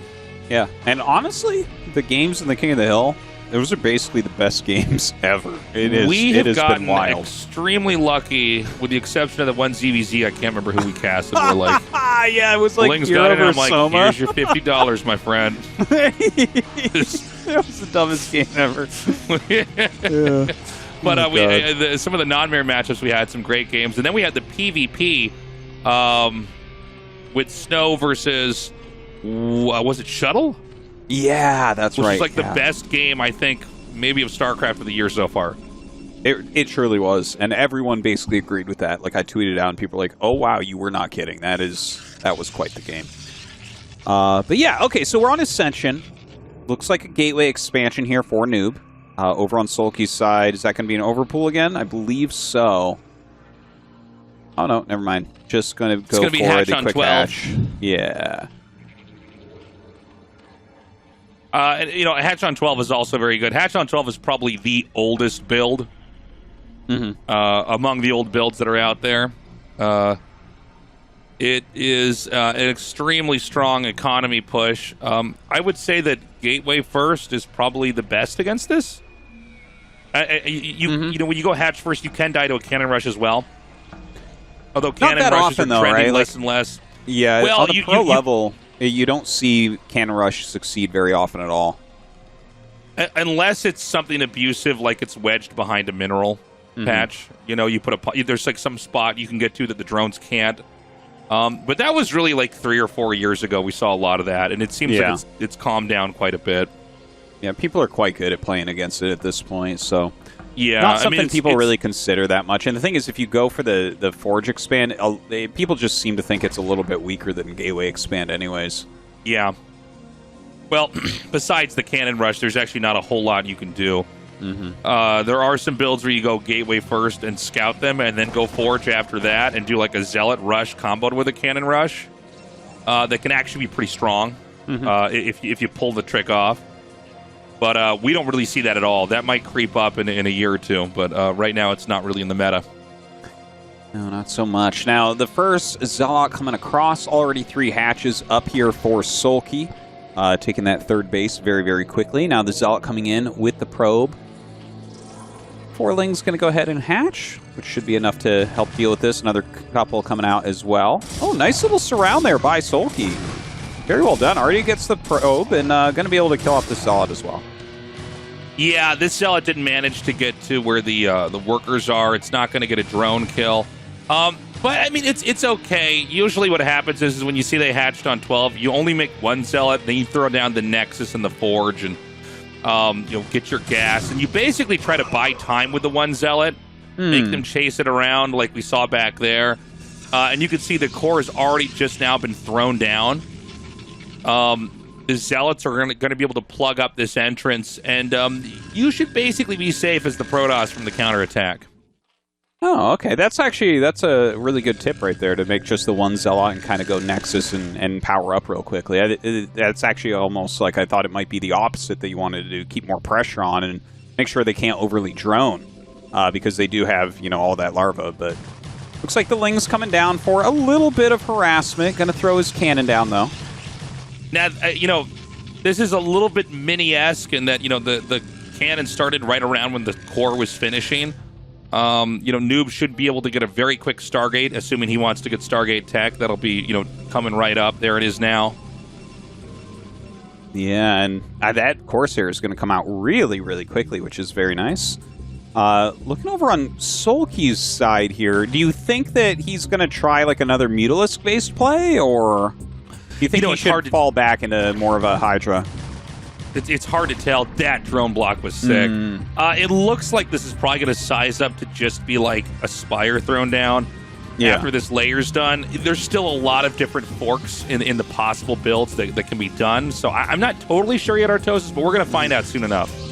Well, definitely we've seen that most Zergs really prefer to go Hydra Lurker on this map and try to kind of hold that high ground area and control the map a little bit, set up other bases with that Lurker defense. So wouldn't be surprised if we see just like the Scourge opening into, 6 hatches, an Evolution Chamber, lots of Hydra Lurker, and so on and so forth. Yeah, we need to see if the second gas is going to be taken, because that'll tell us if he really wants to, commit with Mutalisk. So otherwise, you basically just get the Scourge to chase away the Corsair and kind of obfuscate what else you're going to be doing in the game. Now, a little bit of pressuring out from nOOb. I like how he's moving the Zealots around, kind of closing up that little choke. Looks like he wants to push out a little bit here as well now with 6 Zealots once again. And we'll see if he can get any additional intel here, right? Oh, nice surround there by SoulKey, picking one off. Yeah, pretty big pick to get that right away here. He's trying to force out some extra Lings or anything else. The Corsair is going to spot the Spire, and he needs to run back out. Get back to safety before he can get hit by the Scourge. I think he actually has enough time to barely kill this one Overlord before he can get back. Basically, if you can start to attack the Overlord before the Spire finishes, you should have enough time to kill the Overlord and then run back home. Yeah, looks like he is going to go ahead and get that. The Zealot's still walking down. Now, do you commit the Zealots, or you just walk them home here in case Mutas come out? I mean, I think you just send him back home. You need to be safe. Zerg appears to be basically setting up for what's either going to be 5 hatch or 6 hatch. I think it's 6 hatch. I think I just saw the 6th hatch on the mini-map at the 3rd. But yeah, you got to stay back a little bit. You were looking for any kind of weakness. It's why you see a lot of these pros come out at that time, is they're looking for any vulnerability and any way they can punish that. But Zerg's not going to give it to them, so Protoss just moves back on the map, and Zerg is going to continue to power up. I like those Zealots kind of being way far out there. Let's not forget as well, the Citadel's been down for a bit. So yeah, look at that, legs already finished. The Zealot's going to walk down towards the natural. He might be able to catch him droning here. Yeah, he's going to try to push in over here. And I mean, it's just the one sunken colony, man. The Lings need to be here to kind of body block and get in the way. And so this is going to be a really nice attack in over here on that sunk. He's going to take that out. The Lings come in here. The Mutas just now hatch. And he, seeing the Mutas and going after the Spire right now. Some more Zealots going towards that natural, running in at the moment. And the Spire goes pretty low, but it looks like he's going to save. He's sending more Zealots on to try to take it down. Will he actually be able to finish it off? 50 health left over, and he kills all the Zealots. Oh, it seems like nOOb has made a mistake. Yeah, nOOb was a little bit indecisive there. If you're going to go for the Spire, you need to really go for it with everything, right? Or you can fork off your Zealots and try to hit drones in other spots on the map. But, he was kind of either or, and so he's really in a tough spot here. I mean, that was all of his Zealots. He did kill some Lings, but overall he's having to start over here with building his army. Yeah, like to get legs quickly there, and then to lose, what was it, 10 Zealots total? Something like that? And he doesn't even kill the Spire. He killed like a Sunken and a couple Lings, and that's it. It seems like this is a perfect position for SoulKey. Well, the He's thing already from- up in supply. Look at that. Yeah, I mean, the thing from this position as well is that, like, it's really hard to get a third base now, right? I mean, Zerg has all the pieces they needed to build the engine that's going to produce, you know, a huge army here. Protoss, you know, the final thing they do after they get their tech up is get the third base. And if they get that up and it's done, then we're into a late game. You know, we're into late game PvZ. The Protoss is trying to push. The Zerg probably can't counterattack at that point. But, ooh, even getting that probe, any little delay is pretty big here. Yeah, the probe dying off, like that's even later now. The Corsairs actually kind of get caught by the Mutas and have to run and turn tail there. The Scourge would have been able to take them out. High Templars are being produced, but it feels like such an uphill battle here for nOOb. Like, I almost feel like he just has to get some really fantastic storms to come back. I think you're probably right, Artosis. I think he really needs to land some storms that just get such an absurd amount of value. Now, these Mutas, ooh, hold on. That's enough Corsairs that you really can't just glide into them with Scourge. So, I mean, honestly, so far, this has been handled extremely well. The question, though, is going to be, can he keep the Templars alive when the Hydras come in? I'm sorry, the Mutas will snipe the Templars, and then the Hydras might run everything over. So we need to see if the Corsairs could protect the Templars, was what I was trying to say, Artosis. Well, that's a lot of Scourge coming up here as well, and SoulKey gets immediately on top of these Corsairs. They are pulling back. He turns around and tries to take them out. A lot of them end up dying here, but still they're finding those High Templars. Are they going to be able to actually pick them off? Some DTs popping out, which do help as well since there's no Overlord around. But the Hydra's hitting this third base. That is quite a large amount. Yeah, this is... I don't know that he can hold this, man. I think if those Zealots are killed off here, these Hydras are going to bust in. Oh, there's one DT. That's so sick. That's really helpful. There's Overlord a little bit further to the south, but looks like it's not here to help at the moment. Still nOOb keeping that third base up, but a lot of Hydras are starting to come over. The Muta's coming over as well. The speed Overlord, I think this is just about it. I think nOOb is basically dead. Yeah, nOOb's in trouble right now. I mean, this is too many Hydras knocking at his door, and so he's going to just try to come in here. He can take out the Forge. He can basically lock out, there it is, GG. He can lock the Protoss out from ever getting to the third base, and that's all she wrote, man. SoulKey's going to be our first player to advance. nOOb is, of course, not eliminated. nOOb will go down into the final match of the day after we sort out who's going to survive in the losers match. Well, SoulKey winning the group. I don't think it's like a big surprise. Again, I haven't seen him playing a lot lately. Maybe he just hasn't been playing tournaments as much, but looking strong as ever. Like, he looked completely solid the whole time. The thing is, he did end up playing just a couple of Protoss players that are new up-and-comers. So, like, a former champion against up-and-comers is pretty one-sided most of the time. Yeah. You know, nOOb has really been on this kind of emotional roller coaster, man. He takes out Sharp, and he loses to SoulKey. Let's see, you know, where he, you know, who he faces and how he performs at the end of the day here. But for now, SoulKey's moving on. You know, props to him. Yeah, and I'm excited to see like how he does through the tournament. I feel like if there's a lot of Zergs, that sometimes bites him in the butt, right? Like I feel like his ZVZ has held him back occasionally in the past, whereas his Zerg vs. Terran has always been top tier. But here's an interview. ASL 시즌 12 24강 A조 경기 함께하고 계십니다. 가장 먼저 16강에 이름을 올린 선수죠. 김민철 선수 만나보겠습니다. 축하드립니다. 감사합니다. 오히려 지난 시즌의 공백이 김민철 선수에게 좋은 약이 됐던 것 같습니다. 오늘 두 번의 토스전 거의 빈틈없는 완벽한 경기력으로 또 승리를 거두고 이번 시즌 가장 먼저 16강에 이름을 올리게 되셨는데요. 소감이 어떠신가요?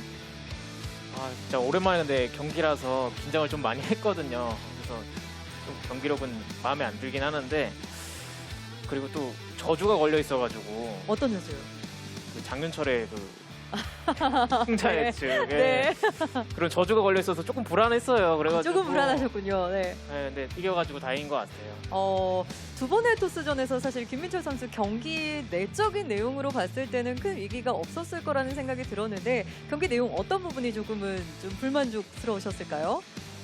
그냥 약간 그런 빈틈 하나하나도 없어야 되는 건데 약간의 빈틈을 만들어준 게 그게 좀 아쉬운 것 같아요. 저는 완벽하지 못했다라는 김민철 선수 본인의 좀 만족감이 조금은 떨어진 경기라고 말씀을 해주셨는데 그래도 살짝 위기가 있었다면 마지막 경기에서 이 돌아오는 상대의 질러 때문에 조금은 당황을 하셨을까요? 라는 질문을 드려보고 싶어요. 살짝 당황은 했어요. 그래서 만약에 스파이어가 깨졌다면 조금 위험할 수도 있다고 생각은 했었어요. 네, 이제 뭐 장윤철 선수의 그런 저주도 극복을 했고 16강 경기를 준비하기까지 조금은 많은 시간이 남아 있습니다. 오늘은 또 토스전만 치렀기 때문에 다른 16강에서도 다른 종족을 만나게 될 수도 있는데 김민철 선수의 어떤 부분을 좀 보완하고 싶으신가요?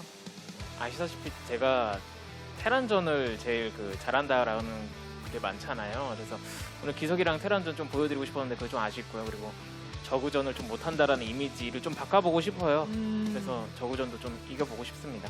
김민철 선수 이번 시즌에 본인의 좀 극복하고 싶은 부분들이 많으신 것 같아요. 욕심이 좀 많으신 것 같아요. 맞을까요? 네, 그렇죠. 아무래도 맨날 우승 후보 하는데 한 번도 성적을 내본 적도 없고 그리고 저구전을 너무 못한다. 그리고 오프라인은 그냥 토스전도 못한다. 약간 그런 이미지가 너무 많아가지고 좀 다 바꿔버리고 싶네요. 16강에서 또 김민철 선수가 어떤 강력한 모습을 보여줄지 굉장한 기대를 좀 모으고 있습니다. 개막전 그래도 이렇게 시원한 승리를 팬들에게 안겨주셨는데요. 팬들에게도 한 말씀 전해주시죠. 네, 일단은 아직 그래도 믿지 말아주셨으면 좋겠습니다. 16강에서 좀 더 좋은 경기 하면 그때부터 좀 믿어주셨으면 좋겠고 16강에서도 좋은 경기 보여드리도록 하겠습니다. 감사합니다. 네, 인터뷰 감사드리고요. 16강 경기 때 뵙겠습니다. 감사합니다. 자, 이렇게 개막전 경기에서 가장 먼저 승리를 거두고 16강에 오른 김민철 선수와 함께했습니다. 계속해서 이어지는 패자전과 최종전도 함께해 주시고요. 저는 잠시 후에 오늘의 두 번째 진출자와 돌아오겠습니다. All right, guys, we're going to go to a short break. We come back. Sharp vs. Sins is coming up next.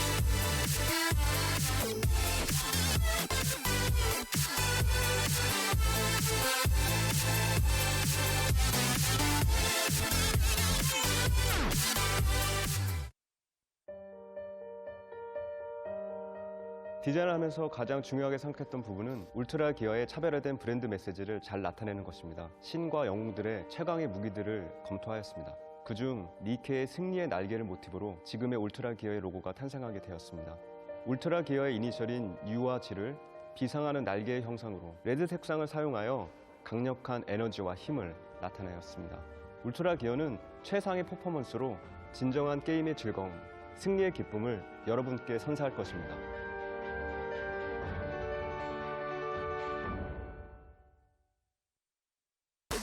함께 모이면 홈파티. 홈파티엔 먹방. 먹방엔 칠성사이다. 맛있어. 맛있는 자리에 빠질 수 없는 청량함. 칠성사이다. 양념 툭툭. 올리브유 또르르. 우와. 그리고 제로. 너무 좋다. 맛은 배로, 칼로리는 제로. 칠성사이다 제로.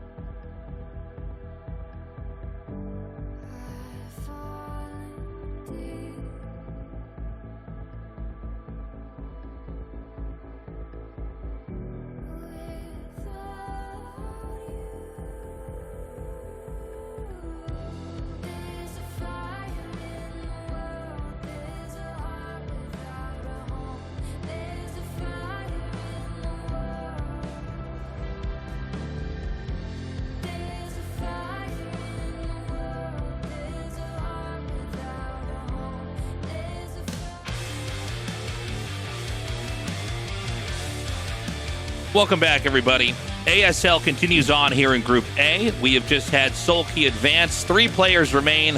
1 is about to be eliminated. Yeah, we're going to be going into Revolver.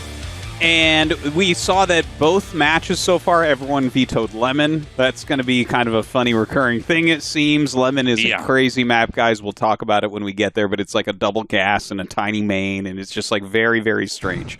But yeah, Revolver is pretty cool. It's like a pretty standard 4-player map, so I think it can go either way. Obviously, Sharp has to be favored here. He's a consummate pro, but... best of 1, Terran vs. Protoss, new map. Let's see what Sins has planned for that. As a quick reminder, guys, we can only do stuff like this because of your support on Patreon. So check us out at patreon.com/ASL English. We're going to keep trying to bring you guys stuff year round. And by the way, taking a quick look at Revolver here now. On screen. I didn't realize they're going to bring that up so quick. Yeah. I would have not brought up the Patreon, but look at that circle, man. What a great circle that is. Yeah, right this is the circle made by a child. So I guess they're talking about the rush distances, that it's like pretty close. It's kind of like Shakuras, I guess. Shakuras has pretty close rush distances if you're close together. Yeah, and they're talking right now. It kind of shows some of the things about the map, right? You have 10 patches the main, 8 add expansions, which is pretty cool to see. Also, there are some things like mineral patches for drilling and eggs to make chokes a little bit smaller. Yeah, and I mean, you've got all these different terrain changes in the center as well. Now, as far as TVP goes, sometimes a big map like this with that many terrain changes that you have to push over as Terran, I've noticed that like a lot of Protosses like to go carriers on maps like that, but this map also feels a little bit wide open, so I'm not entirely sure that that's what we're going to see. I think you'd want to go carriers in certain positions, like probably not cross spawns. But I'm not totally sure. This is a map that, like, yeah, I look at and I've got a lot of different ideas and opinions about, but I'm not totally sure how it actually plays out, Well, I think Sharp is going to be fine basically no matter what happens. He's generally a little bit more aggressive. Well, we definitely saw that in his previous game, right? Aggressive to a fault, unfortunately for him. But, if he can get some vultures out of the map running around, he normally finds a way in. So how is Sins going to play against that? Or is he just going to dictate the flow of the game from the beginning? It's definitely a real possibility as well. Yeah, there's a lot of different ways this game could go. But these guys are both fighting for their tournament lives. I mean, Sharp and Sins, I think they're both confident, too. If they can win here, they should be able to win in the final match as well, where nOOb waits. But it looks like we're ready to get this going, guys. ASL Season 12 continues on with Sharp and Sins.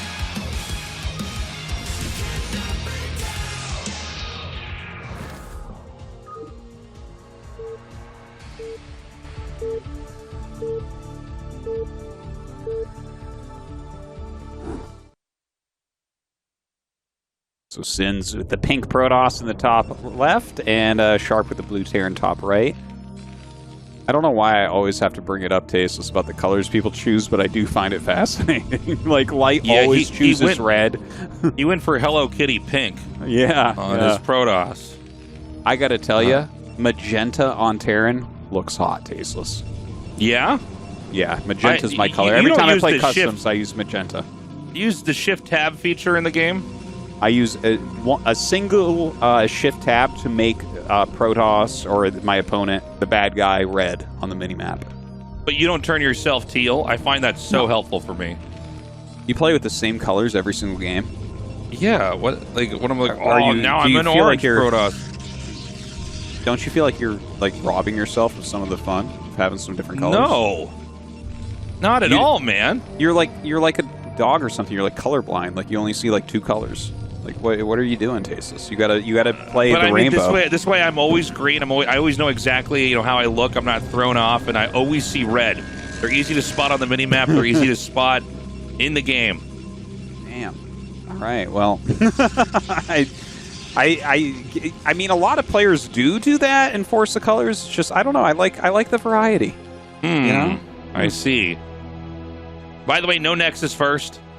You can't make anything in the middle of the map on this, can you?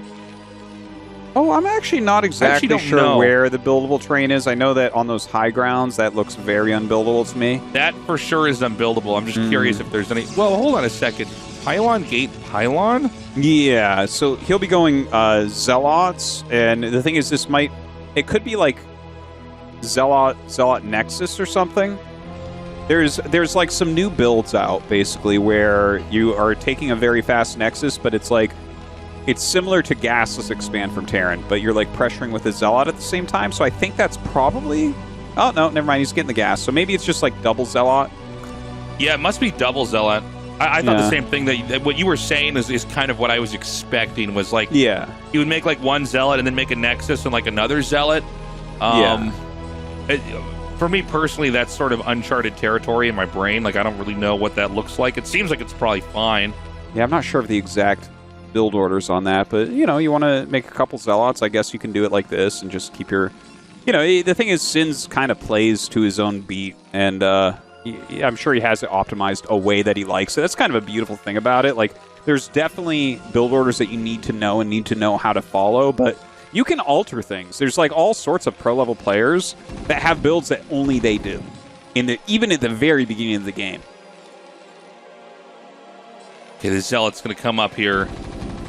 And let me actually pick your brain on this, just since we both play these races here, and like this is a situation. Are you afraid of one Zealot coming in when you have 3 Marines? I feel like that doesn't do that much from my perspective as a Protoss.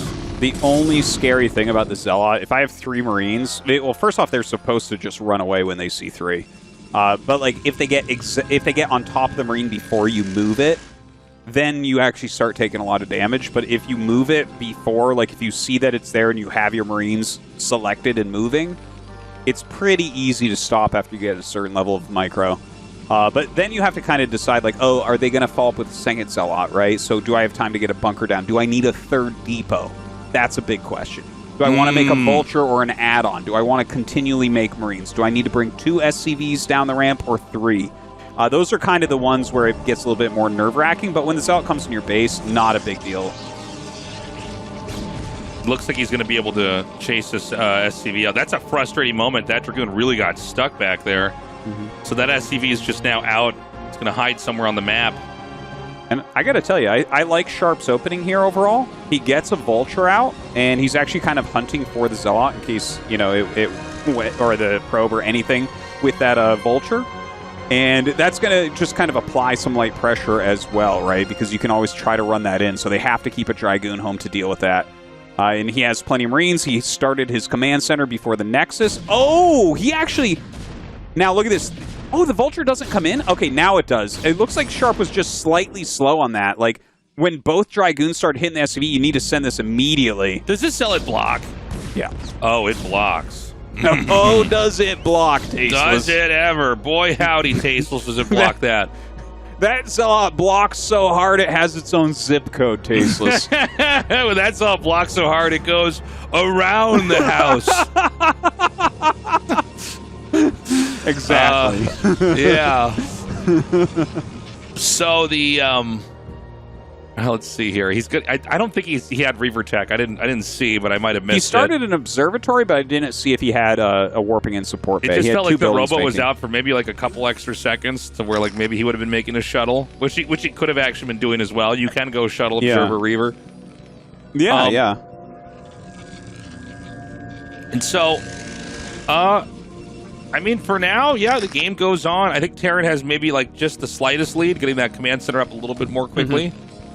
Yeah, you know, I would agree with you on that. Like, it's looking pretty solid as far as Sharp's opening goes, but what Sins is doing is very solid as well. He's going to a couple gates at least, and he has observers being made. And I mean, Sharp on the other hand, he's got a couple factories, so he might be able to put on pressure, but he's not sure what's going on because he didn't get a scout off, so he's forced to make those turrets, right? And when you make the turrets, it's like, okay, well, that kind of takes a little bit of the wind out of the sails. He is laying mines around, which gives him a ton of intel.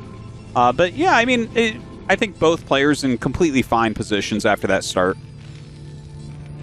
We've got the armory coming here for the Terran. you know, everything from the Terran side seems to signal that he wants to play a pretty slow game. Oh my goodness, that's a Stargate. Mm-hmm. Yeah, it looks like it is going to be a very fast carrier build. Did he? I thought I saw the what do you call it? The cybernetics core spinning. Oh, I think that was range. Wasn't. It must have been range finishing. That. I think range finish. Yeah, because he went like Zealot Goon Goon Robo before Nexus. So I think that's what it was. Is he saved up his gas to get the observers out really quickly? And the thing is, he focused on blocking his ramp as well. And when you block the ramp, it forces a turret, right? This is such like an important aspect of Terran versus Protoss is like, oh, you don't know what they're doing?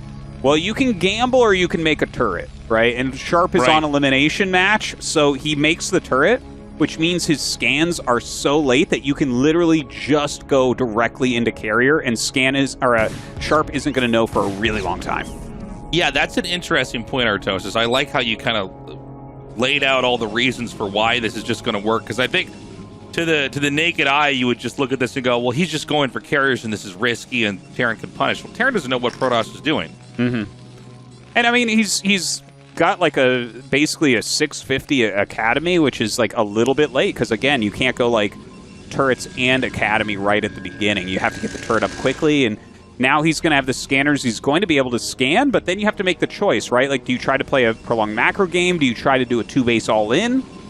I think Sharp should be trying to do a 2-base all-in here. In fact, I think a 2-base all-in is scary, yeah. Yeah, okay, he scans and sees that. Now we get to see his decision. Moment. Yeah, no carriers are out yet. So, I mean, he can basically... He knows there's going to be several minutes before Protoss has anything with the carriers that's really fight-worthy. So I would guess in a minute or two here, Terran pushes out. What do you think of that? Well, I think what you want to do is hit like right before they're ready. So he's only been on 2 factories for quite some time. He has a decent amount of units, and he did make a starport. Okay, he's adding more factories now. Yeah, you know what? He should oh, God, he's starting at 3rd command. That's not what I expected right there. So now I'm not entirely sure, Tastosis. Like, a lot of conventional wisdom says if they are going this quickly, you just have to get over there, and you should not expand and stuff too quickly. But let's see. It looks like Sharp does want to move out. Oh, he's going to just go ahead and get this eBay. That's actually kind of a big deal since carriers are going to be, coming here. That has to be remade. Resources are pretty tight for the time being. Yeah, look at this. He's actually laying mines in the retreat path here. Beautiful tactic by Sharp. This is the Sharp we know and love. And those mines going to be dragged into some of these Dragoons. Oh, it looks like only 1 connects. So Sharp maybe misplacing those just slightly. Catches some probes on the transfer down as well. But he continues to push forward.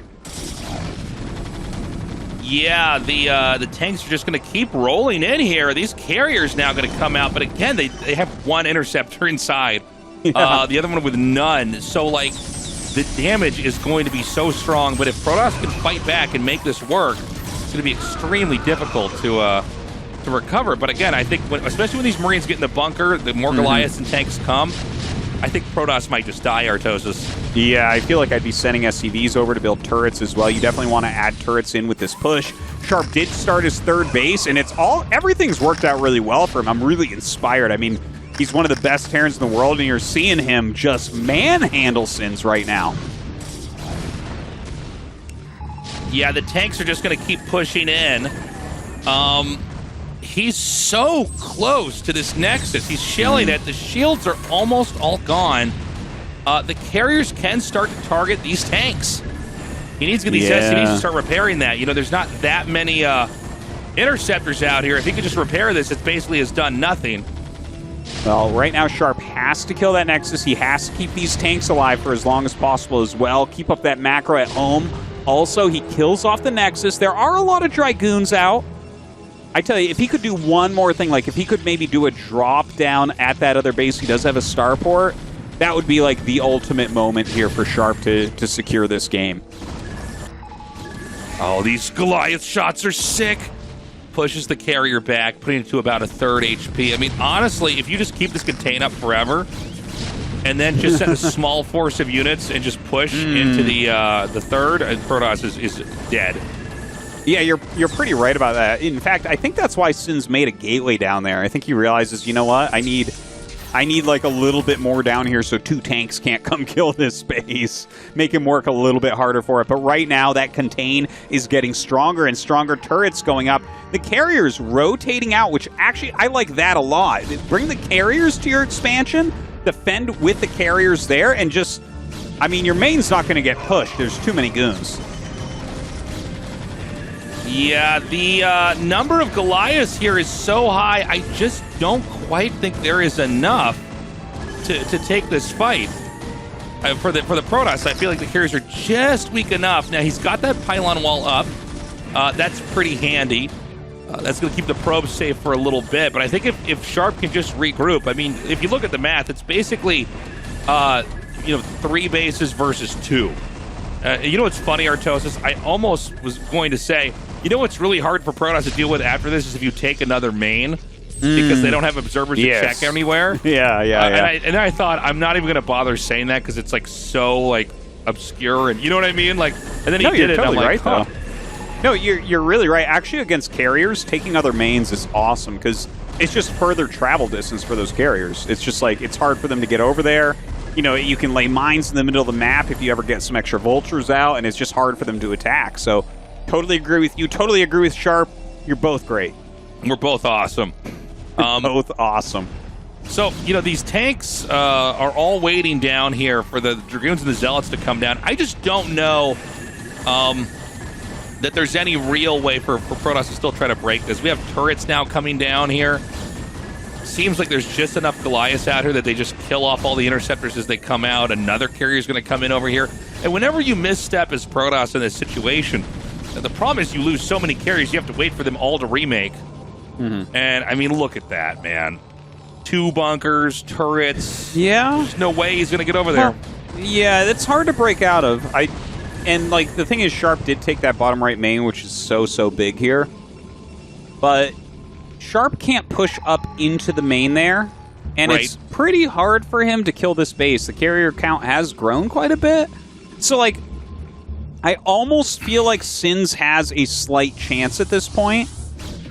But, yeah, it's like, just a slight chance. Just based on the fact that, like, if he goes, like, the thing is, if he had, like, a recall or something, like, okay, now it's a real game. But he's trying to make a move here. Yeah, it looks like Sharp is just going to rotate up, lay some mines, siege some tanks. Such a tough position for Sins. Yeah, now he's just contained over here. I mean, you can see Sins trying something. I mean, the real issue is just Protoss doesn't have mobility. Yeah. Terran's now mining from that main. Yeah, man. I mean, I don't know how he's going to get out of here. He's going to try to attack these tanks. Not a bad idea. If he could snipe a couple, maybe he can just kind of burst out. Yeah, actually, if he kills, like, most of these tanks, like, now it's 4 tanks. When I think he must have speed on the Zealots. He's going to bust out pretty soon. And I think he is going to bust out, but we'll see what his army looks like after that. Yeah, cleaning up over here, taking out these Dragoons that are just kind of waiting. And you can see, again, he just sort of flattens any opportunities for the Protoss to try to have any mobility. Again, Protoss is not, look at this, a 5th base being taken, Artosis. This game is all but over. Yeah. All he has Sharp a lot has to do of is bases, man. he just has to eventually fight you know, the Terran army. And I mean, this is just positionally absolutely terrible right now for the Protoss. He's going to mine out his main. Yeah, I was going to say, if only he could get his army out on the map, then this would become like an excellent game at that point, right? Because he's got a scary amount of carriers. He has like, Sins has a decent army. It's just, it's so hard to make it move anywhere, and the cost efficiency of Terran when he tries to is going to be overwhelming against a tiny economy. Yeah.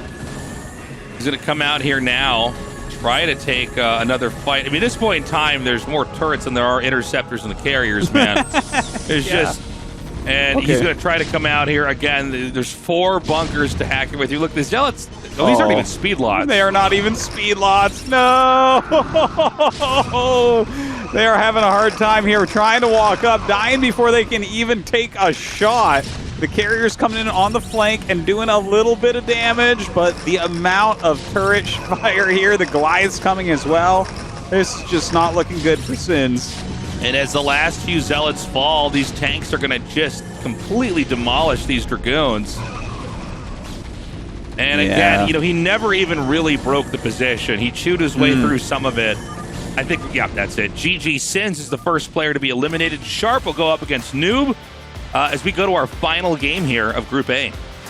Yeah. So Sharp keeping that hope alive. We'll see what he can do in yet another Terran versus Protoss here tonight. Sins, look, I think that it was a really neat build he showed against SoulKey. In this game, I don't mind the idea of kind of blocking tech and going up to carrier. It's fine. But Sharp was so on top of that push, man. Yeah. That was just beautifully done. The speed with which he was able to move out, like he got his second factory reasonably early, even though he had to make a turret.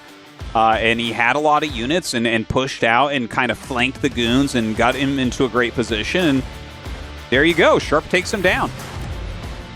Props to Sharp. He's done it once. Can he do it again? He's been getting Protossed all day, but he does manage to beat Sins. The rematch is just around the corner, guys. We're going to have a short little break here, and then we come back. We're going to see what happens in this final game. Let's not forget we had a quick Nexus build that, and a rush into that Nexus build that backfired. What are we going to have when they play again? 울트라 기어로 선명하게 이긴다. LG 울트라 기어 게이밍 모니터. 어려워도 이렇게 멈추면 내가 아니지.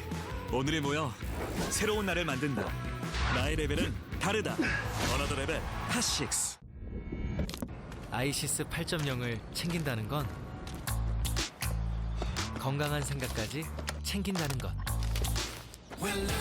나를 움직이는 핑크 에너지. 아이시스 8.0. 퇴근하고 뭐해? 퇴근하고? 오늘은 유셰프, 내일은 유러너, 주말엔 유목수. 그걸 다? 본캐부터 부캐까지 하고 싶은 게 많은 요즘 시대의 커피. 칸타타 콘트라베이스. 이렇게 좋은 날엔 홈캠핑이지. 홈캠핑엔 고기, 고기엔 칠성사이다. 맛있는 자리에 빠질 수 없는 청량함. 완벽하네. 칠성사이다.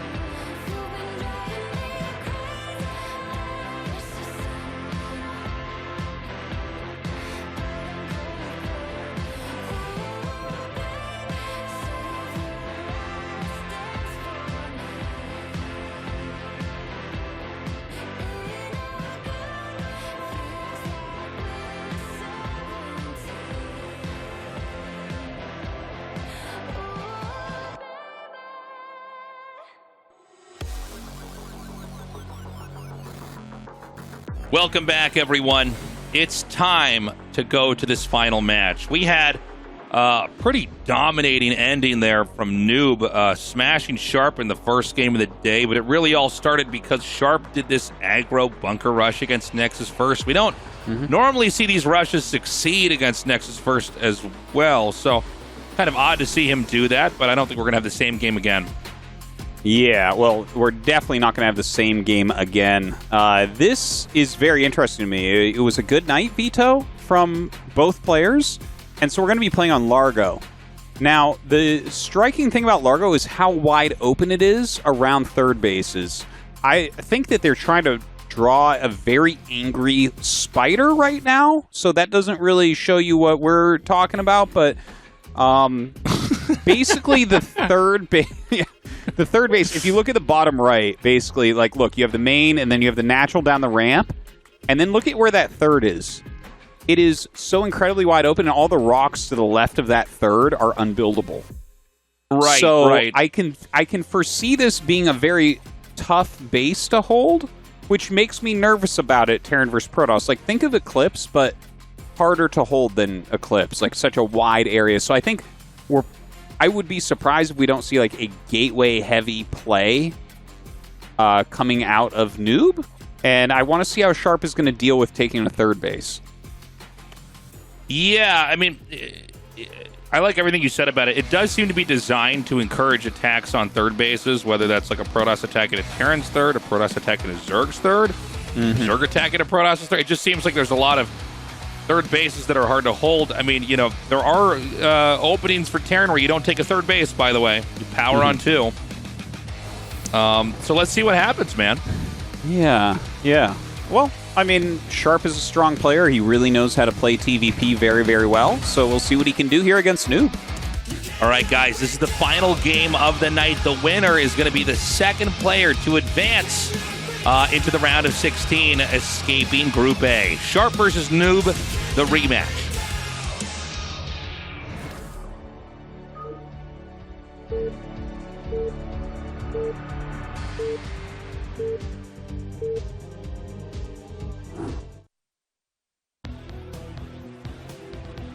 So in the top left, we have Sharp.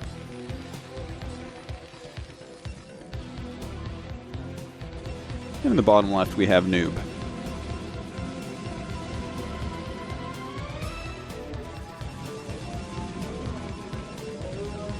Yeah, I mean,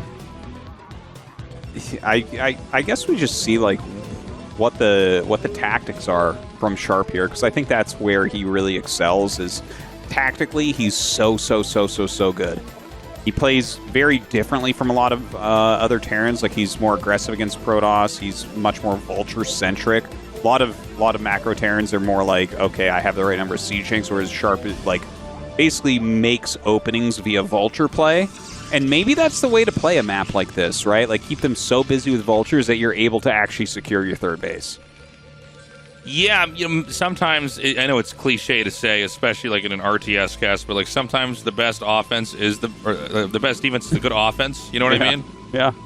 But it really is true. I mean, if you can keep the other player feeling so threatened and insecure of an attack that they can't go to the other side of the map and attack you, that's all you need.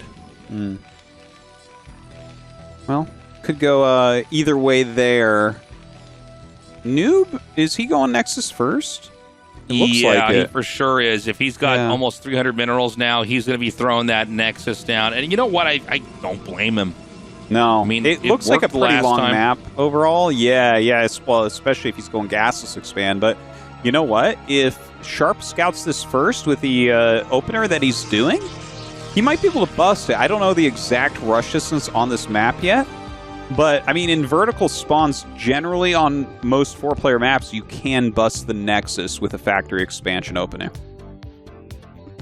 Yeah, yeah, I mean, I think you could be right about that, but he's not going to scout him first. That's the problem. Does You know, he end scout? Oh, I don't think so. You don't think he's going to end scout it? I think he's just going to just do a clockwise scout. Okay. That's what I'm expecting. All right. You know, end scout is like a lot of times when you factory expand, you want to do that because if they're close spawn, you can rush a Nexus first, but some players do prefer to just do that, you know, scout as the clock goes. So let's see where this SCV goes exactly. Is it going to go through the center? Is it going to go to the bottom right? He's going to do the end scout. You're right. All right. So now we get to see if he wants to do the bus, and I would be pretty surprised if he does not. If he does not, it might be a very technical opening, like Vulture drop, Speed Vulture opening. But yeah, it's just so much more common to actually see the like 8 SCV, bunch of Marines and Vultures hold. Oh wow, look at that probe. That probe blocks the SCV from going in. And the thing is, you actually do want to go in because you want to check if it's 1 gate or 2 gate. Because if it's 1 gate, you don't have to send 8 SCVs. Okay, it's 2 gates, so. Yeah. Yeah, this is going to be the push. Okay, so this is how you actually bust a Nexus. So what is it, 8 SCVs? Is that the number? Against 2 gateways, you're supposed to send 8. But it's up to you. Like, if you have the best micro in the world a la Flash, you might send 6. If you're afraid, you might send 10, you know, but 8 is the norm. Yeah. Now, I know there's some ideas that people played around with where you're basically okay losing the Nexus because you already mined a bunch and they sent the SCVs here. Is there a chance we're just going to see the Protoss pull everything away here? Oh, I can't believe he's fight. bringing him out to fight. I can't even believe. Yeah, okay. He goes up the ramp. There is, like, he can't hold it. Like, not at this level. Like, Sharp is going to bust that up every time if he gets the Marines there at full health. So he does run up the ramp, and don't forget, you're losing a lot of mining time here as Sharp. Oh, look at this. A Manor Pylon here. This is pretty cute. Yeah, I like that. I like that as well. But the bunker is up. He leaves 4 SCVs, which is the normal number to leave. He'll get mines at this point as well. Of course, he wants to bust this pylon right away, and now we get to see, like, how does Sharp like to follow this up? Generally, what you're going to do here is get a command center up, get an engineering bay, get siege mode after mines, and, like, basically just kind of play that somewhat defensive play with a faster expansion. Yeah, this is pretty good here. I mean, the issue I think is right now for Protoss is that this bunker is so well positioned. You can't quite get down the ramp. You know what I mean? Yeah, like, yeah. You have to just run by it. Yeah, you got to like run onto the side and try to take a fight over there. And that's why Sharp actually has his units over there, because he knows that, like, that's how you're supposed to bust that bunker. Yeah. Really well placed. Look, he has mines now. Oh, God. The mines being up before he was ready. But it is quick Reaver, which is actually, like, I think that this is the best thing that you can do against the bus. Look at that. Really? Beautiful mines. Yeah, yeah. If you go into the quick Reaver, it's like, if they didn't go turret right away, you're going to get a bunch of damage. And do you try to attack the main, or are you really more interested in trying to break the contain? Oh, you go right for the main. Like, you make a beeline for the main base. Because if the Terran gets greedy at all, like, look, he's sending a tank down. Is he going to start a second tank? Or is he going to go for the eBay? I said before, remember, that you need to go one tank eBay. We'll see which one he does.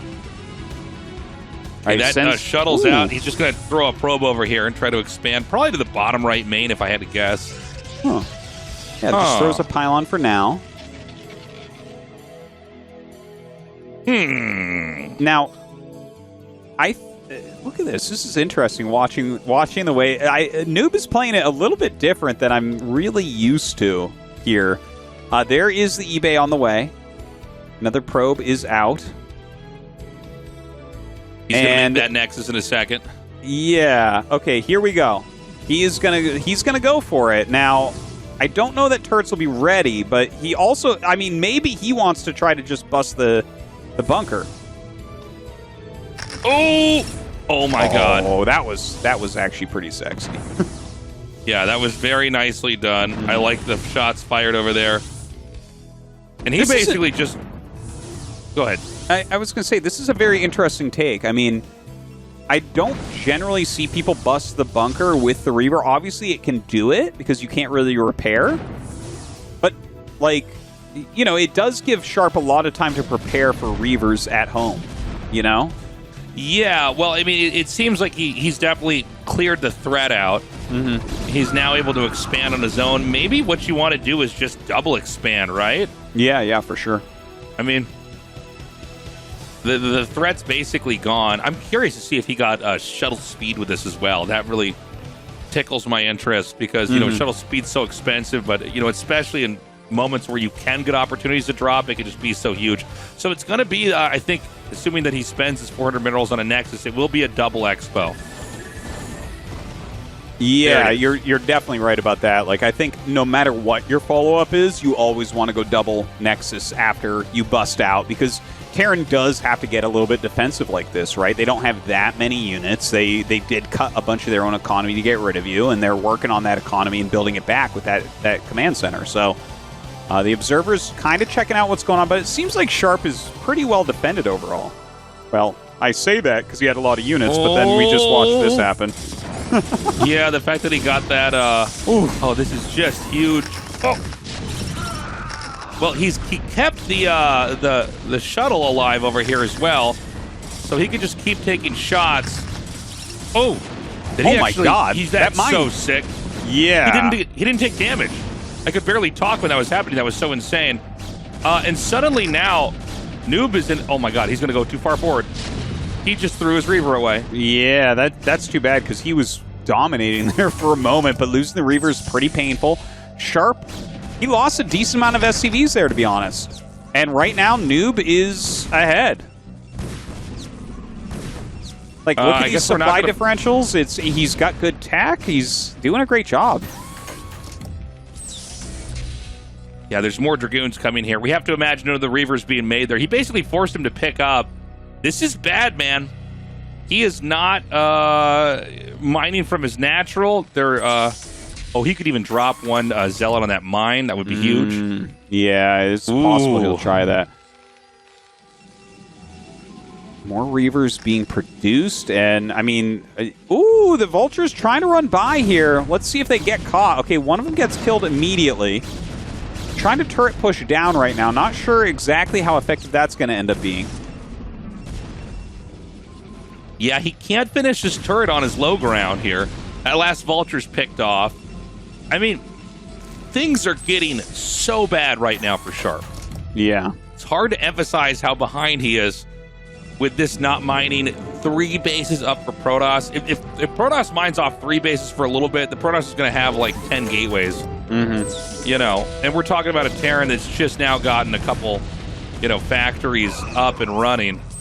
And again, you can use the splash from the tanks to kind of just draw, you know, splash damage over there.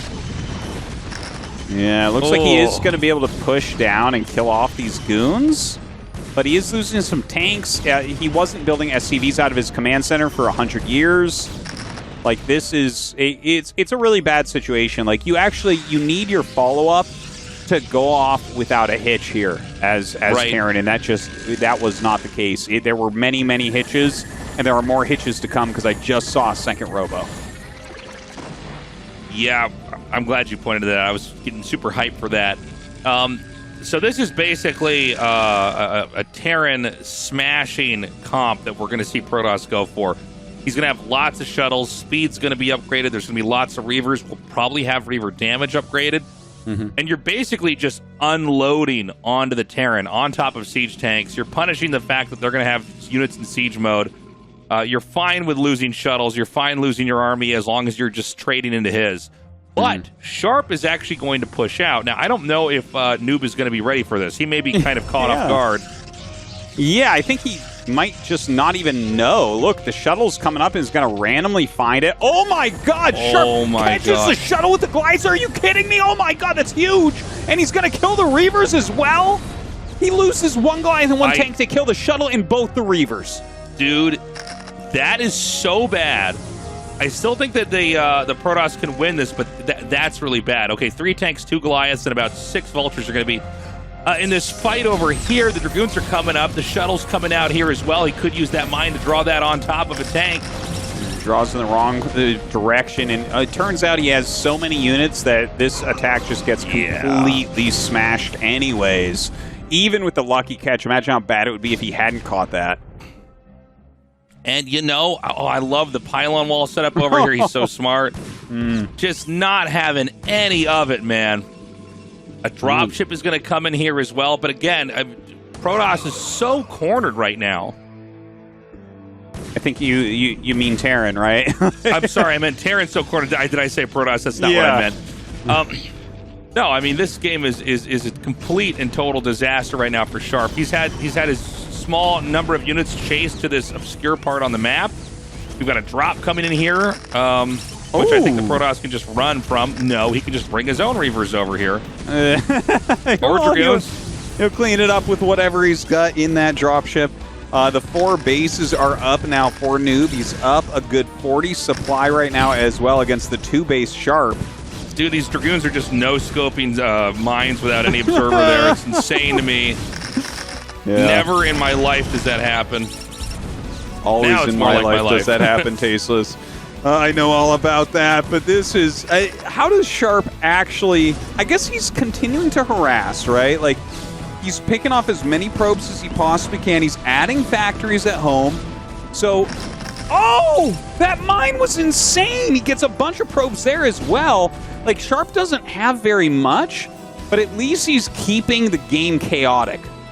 Yeah, I like the way you point that out. Like, he doesn't have a lot, but he's definitely making nOOb fight for everything that he has. Again, though, the problem is, how many tanks does Terran have? I see, like, 1? Yeah. I mean, you know, eventually the Terran has to push out. You're not going to beat a Protoss with Vultures and Goliaths. No. You need to have, you know, a dozen tanks with this army, something you can siege up and the Protoss has to respect. And I just don't know that that's what Terran's going to have when Protoss is continuing to macro. We're at 87 supply to 135 right now. Yeah, and I love that nOOb has even gotten observer speed this quickly because that's such a strong upgrade against Sharp in general. He just lays so many mines around the map. So going to be clearing those out. He does have the double robos, of course, so lots of Reavers, lots of shuttles. Gateways being added on. He's up a good 50 supply now. Looking better and better right now for nOOb. Yeah, nOOb in pretty good shape. Here's the 3rd base we were talking about, and you know we were mentioning that this is kind of in an awkward, kind of jutting out area. That's important, man. You can't build a lot of turrets around there.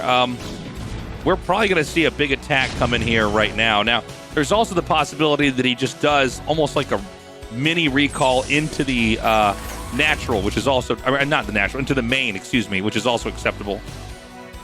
Yeah, he's going to fly right over those turrets. That's a great mine. It does do some damage, but that's a lot of Reavers and Zealots have to deal with. Look at that. The Scarab's starting to go off. Sharp's so quick at pulling his SCVs, though. Not going to lose too many of those, but he still has a lot to clean.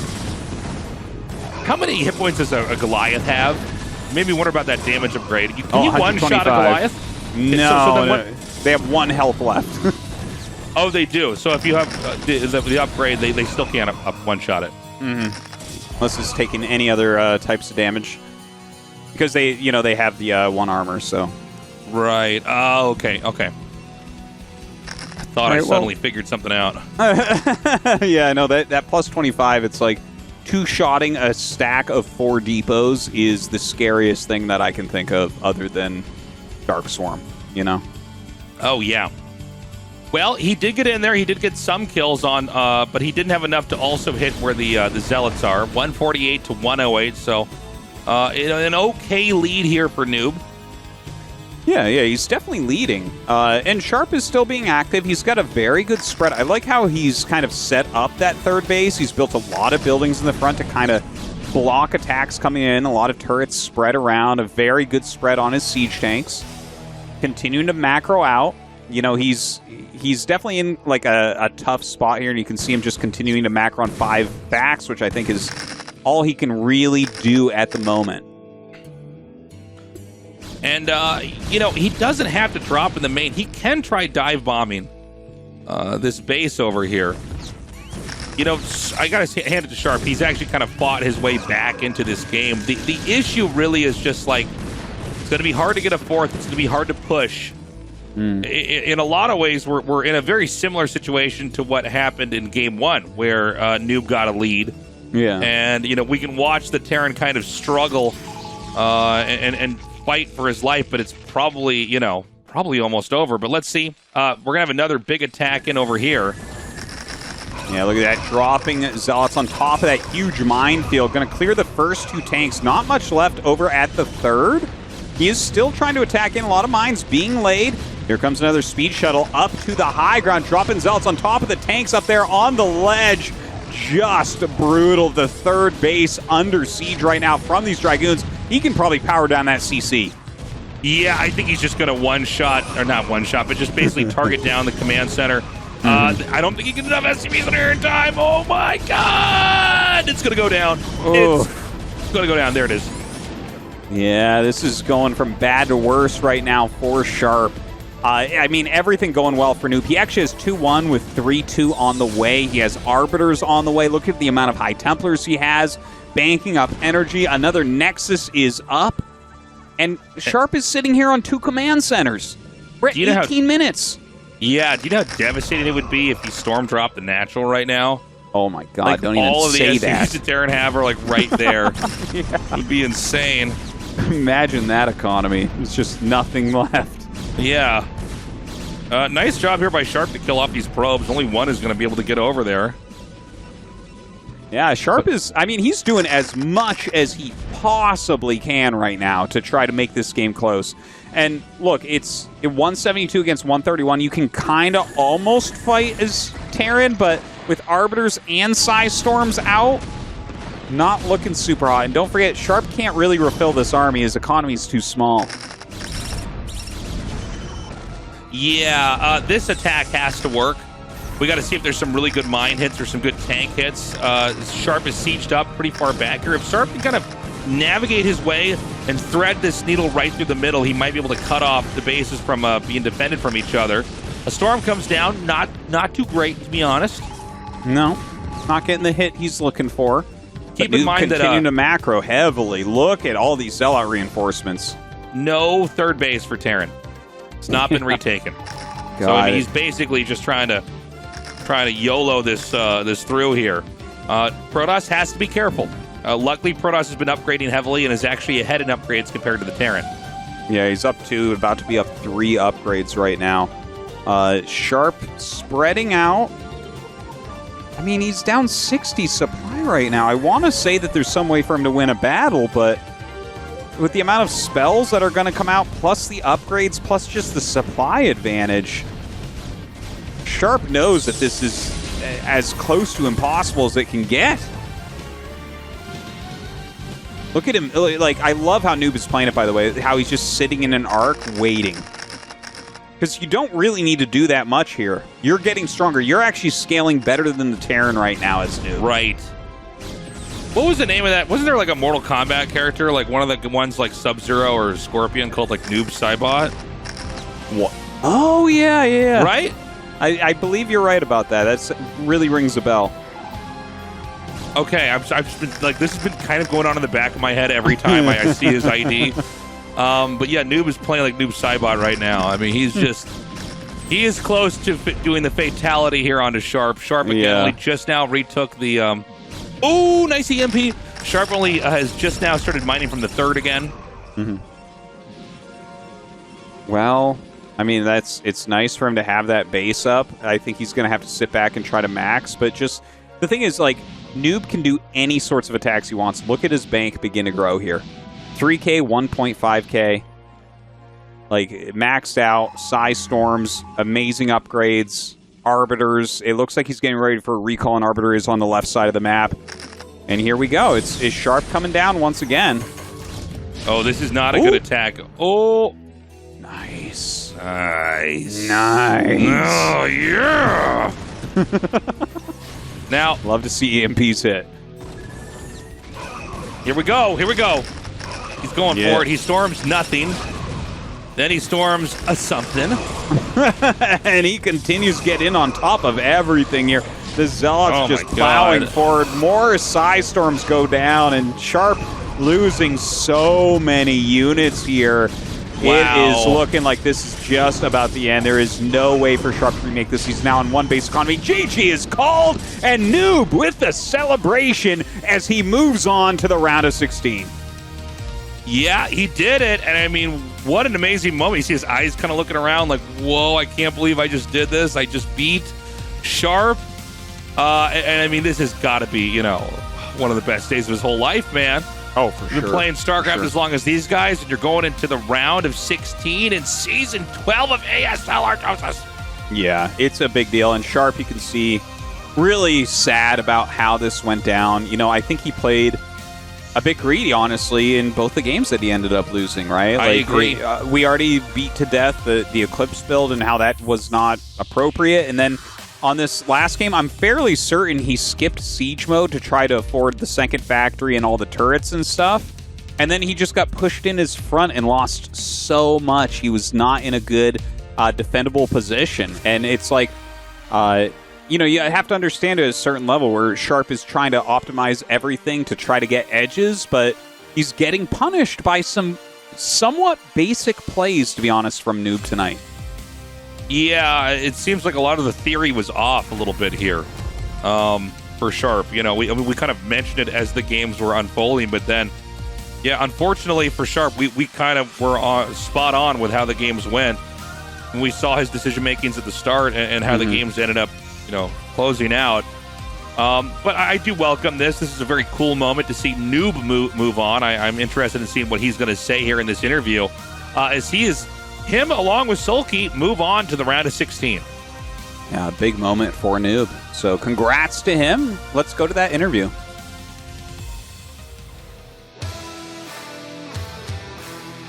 ASL 시즌 12 24강 개막전 경기 모두 만나보셨습니다. 오늘의 두 번째 진출자 김범수 선수 만나보겠습니다. 축하드립니다. 감사합니다. 와, 지금 막 감정이 벅차오르실 것 같아요. 네네. 네, 세 번의 ASL 본선 무대 도전 끝에 16강에 최초로 올라오셨습니다. 네. 지금 마이크를 잡으신 두 손이 막 떨리시는 것 같아요. 지금 이 기쁨의 감정을 한마디로 표현하신다면 어떻게 표현하실 수 있을까요? 진짜 제가 운동을 안 해서 그렇지 공중제비 돌고 싶어요, 진짜. 그 정도로 네. 막 이렇게 폴짝폴짝 뛰고 싶으실 정도로 많이 네네. 기쁘신 것 같아요. 오늘 상대가 사실 쉬운 상대들이 없었어요. 아, 네, 맞아요. 네, 근데 조기석 선수를 두 번 잡고 이렇게 16강에 오르셨습니다. 조기석 선수와의 첫 번째 경기부터 김범수 선수의 컨트롤 굉장히 좀 날렵하다는 느낌을 받았거든요. 아, 네. 프로브 컨트롤부터 좀 가볍다는 느낌을 받았는데 경기가 잘 풀릴 것 같다는 느낌이 좀 드셨나요? 근데 1경기가 좀 많이 중요했던 게 컨트롤적인 부분에서 좀 자신감이, 그러니까 1경기가 끝나고 나서 자신감이 차 있었어요. 컨트롤 같은 게. 근데 2경기는 그렇게 잘하진 못했지만 그래도 컨디션이 좀 괜찮았던 것 같아요. 네. 조기석 선수와의 첫 번째 경기 이 프로브 컨트롤도 굉장히 날렵했고 경기 안에서 내용은 굉장히 많은 칭찬을 해주셨어요. 중계진 분들도. 아, 진짜요? 네. 아, 근데 끝나고 나서 너무 기뻐하시는 모습이 저는 굉장히 인상 깊었거든요. 끝나고 나서 긴장이 몰려오신 건가 싶은 생각이 들 정도로 좀 많이 좀 벅찬 느낌을 그때도 받았거든요. 첫 경기 끝나고 나서는 좀 어떤 느낌이셨어요? 진짜 첫 경기 솔직히 말해서 제가 좀 약체고 그리고 기석 형이 잘하시고 제가 이길 거라는 생각은 솔직히 안 했어요. 그냥 좀 가볍게 오늘 내가 하고 싶은 거 좀 이렇게 좀 배도 불리고 좀 나는 하고 싶은 대로 할 거야. 내가 약하니까 이런 식으로 했는데 좀 그게 좀 잘 풀렸던 것 같아요. 그래서 너무 내가 왜 이기지? 약간 이런 느낌. 내가 이겼어? 약간 이런 느낌이었죠. 오히려 좀 하고 싶은 플레이를 하니까 김범수 선수의 손에 더 딱 맞는 플레이가 나오지 않았나 맞아요. 하는 생각이 들어요. 김민철 선수와의 승자전에서는 좀 아쉽게 패배하긴 했지만 그래도 이 질럿을 돌리는 판단으로 김민철 선수를 흔드는 장면도 있었어요. 아, 네네. 네, 그때 경기를 좀 복귀해 보신다면 어떤 느낌이 드세요? 그게 그 질럿 돌아가면서 이게 무조건 스파이어 이렇게 쏘았는데 이게 다른 짓을 하다 보니까 이게 딱 질럿 딱 들어갔을 때 이거 내가 이기나? 2승 진출하나? 막 이런 막 네. 이렇게 뛰는 거예요, 심장이 네네네. 막. 그래가지고 좀 이렇게 집중을 제대로 못했던 것 같아요. 조기석 선수의 마지막 경기, 조기석 선수가 복수를 하기 위한 좀 만반의 준비를 하고 오신 것 같았습니다. 네. SCV도 굉장히 많았고 네네, 맞아요. 좀 김범수 선수가 흔들릴 만한 장면들도 있었는데 오히려 앞마당을 띄울 정도로 굉장히 과감하게 공격을 가셨어요. 네네. 좀 생각보다 큰 성과였나요? 아니면 앞마당 정도는 띄울 수 있겠다라는 계산 하에 움직이신 건가요? 그 앞마당, 상대방 앞마당이요? 네. 무조건 피해줄 수 있다고 생각하고. 아무래도 최근에 그걸로 이득을 많이 봐가지고. 네. 또 지금 가면은 이득 좀 많이 볼 수 있겠다 싶어. 그러니까 처음에 치즈우드에 SCB를 너무 많이 데려오시다 보니까. 네. 그래서 그걸 이점으로 살리려고 갔습니다. 이 완급 조절도 김범수 선수 3번의 도전을 거치면서 더 좀 노련해지지 않았나 싶은 생각이 들어요. 지금 이 기분으로 16강 경기를 바로 치르시고 싶을 것 같아요. 아니요, 지금은 이거 좀 만끽하고 싶어요. 그러시나요? 자, 16강까지 시간이 좀 많이 남았습니다. 그때까지 또 김범수 선수의 경기력을 더 갈고 닦아 오실 텐데 네네. 어떨 거라고 예상하시나요? 근데 일단 제가 3번 도전했는데 처음으로 16강을 가는 거거든요. 네. 진짜 너무 설레고 가서 뭐 이제 16강에서 떨어질 수도 있지만 더 높은 곳 올라갈 수 있도록 더 준비 많이 하고 노력하도록 하겠습니다. 조지명식도 처음이시잖아요. 네, 맞아요. 조지명식도 처음이라서 지금 모든 게 다 너무 설레요. 지금. 조지명식이 정말 중요해요. 16강에서 알고 계시죠? 그쵸. 아무래도 잘 해봐야죠. 잘 해봐야겠죠. 네네. 조지명식에서 먼저 김범수 선수를 뵐 수 있을 것 같은데 그때까지 계산을 잘 해오시길 바라겠습니다. 알겠습니다. 팬들에게도 한 말씀 전해주시죠.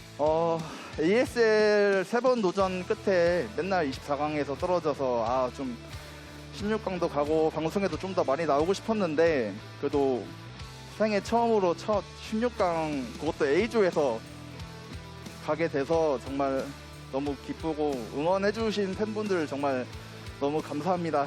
감사합니다. 네, 다시 한번 김범수 선수 16강 진출 축하드립니다. 감사합니다. 자, 이렇게 해서 24강 개막전 두 번째 16강 진출자 김범수 선수와 함께 인터뷰 나눠봤고요. 오늘의 경기 결과 확인해 보시죠. All right, Tasteless, this is where we have ended up. SoulKey winning the group here tonight. nOOb getting second place, the 4th seed in the group, advancing after going 2-0 against Sharp.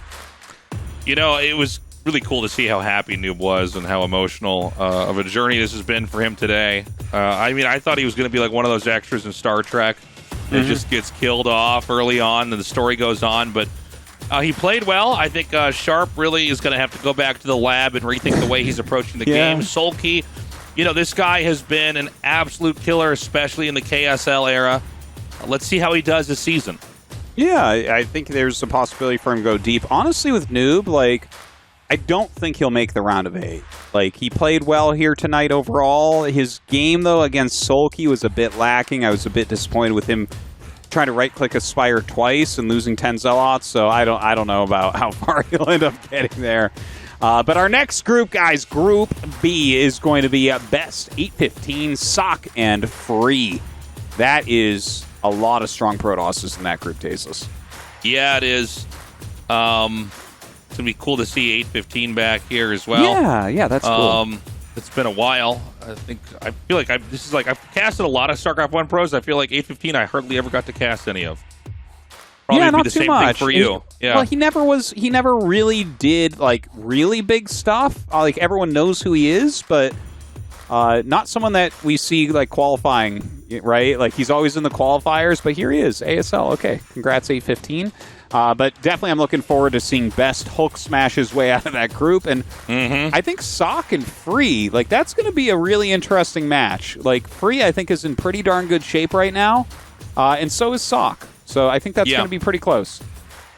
And so that does it, guys, for this first day of ASL. It was so great to finally be back here for Season 12. Again, if you want to support us, guys, go to patreon.com/ASL English.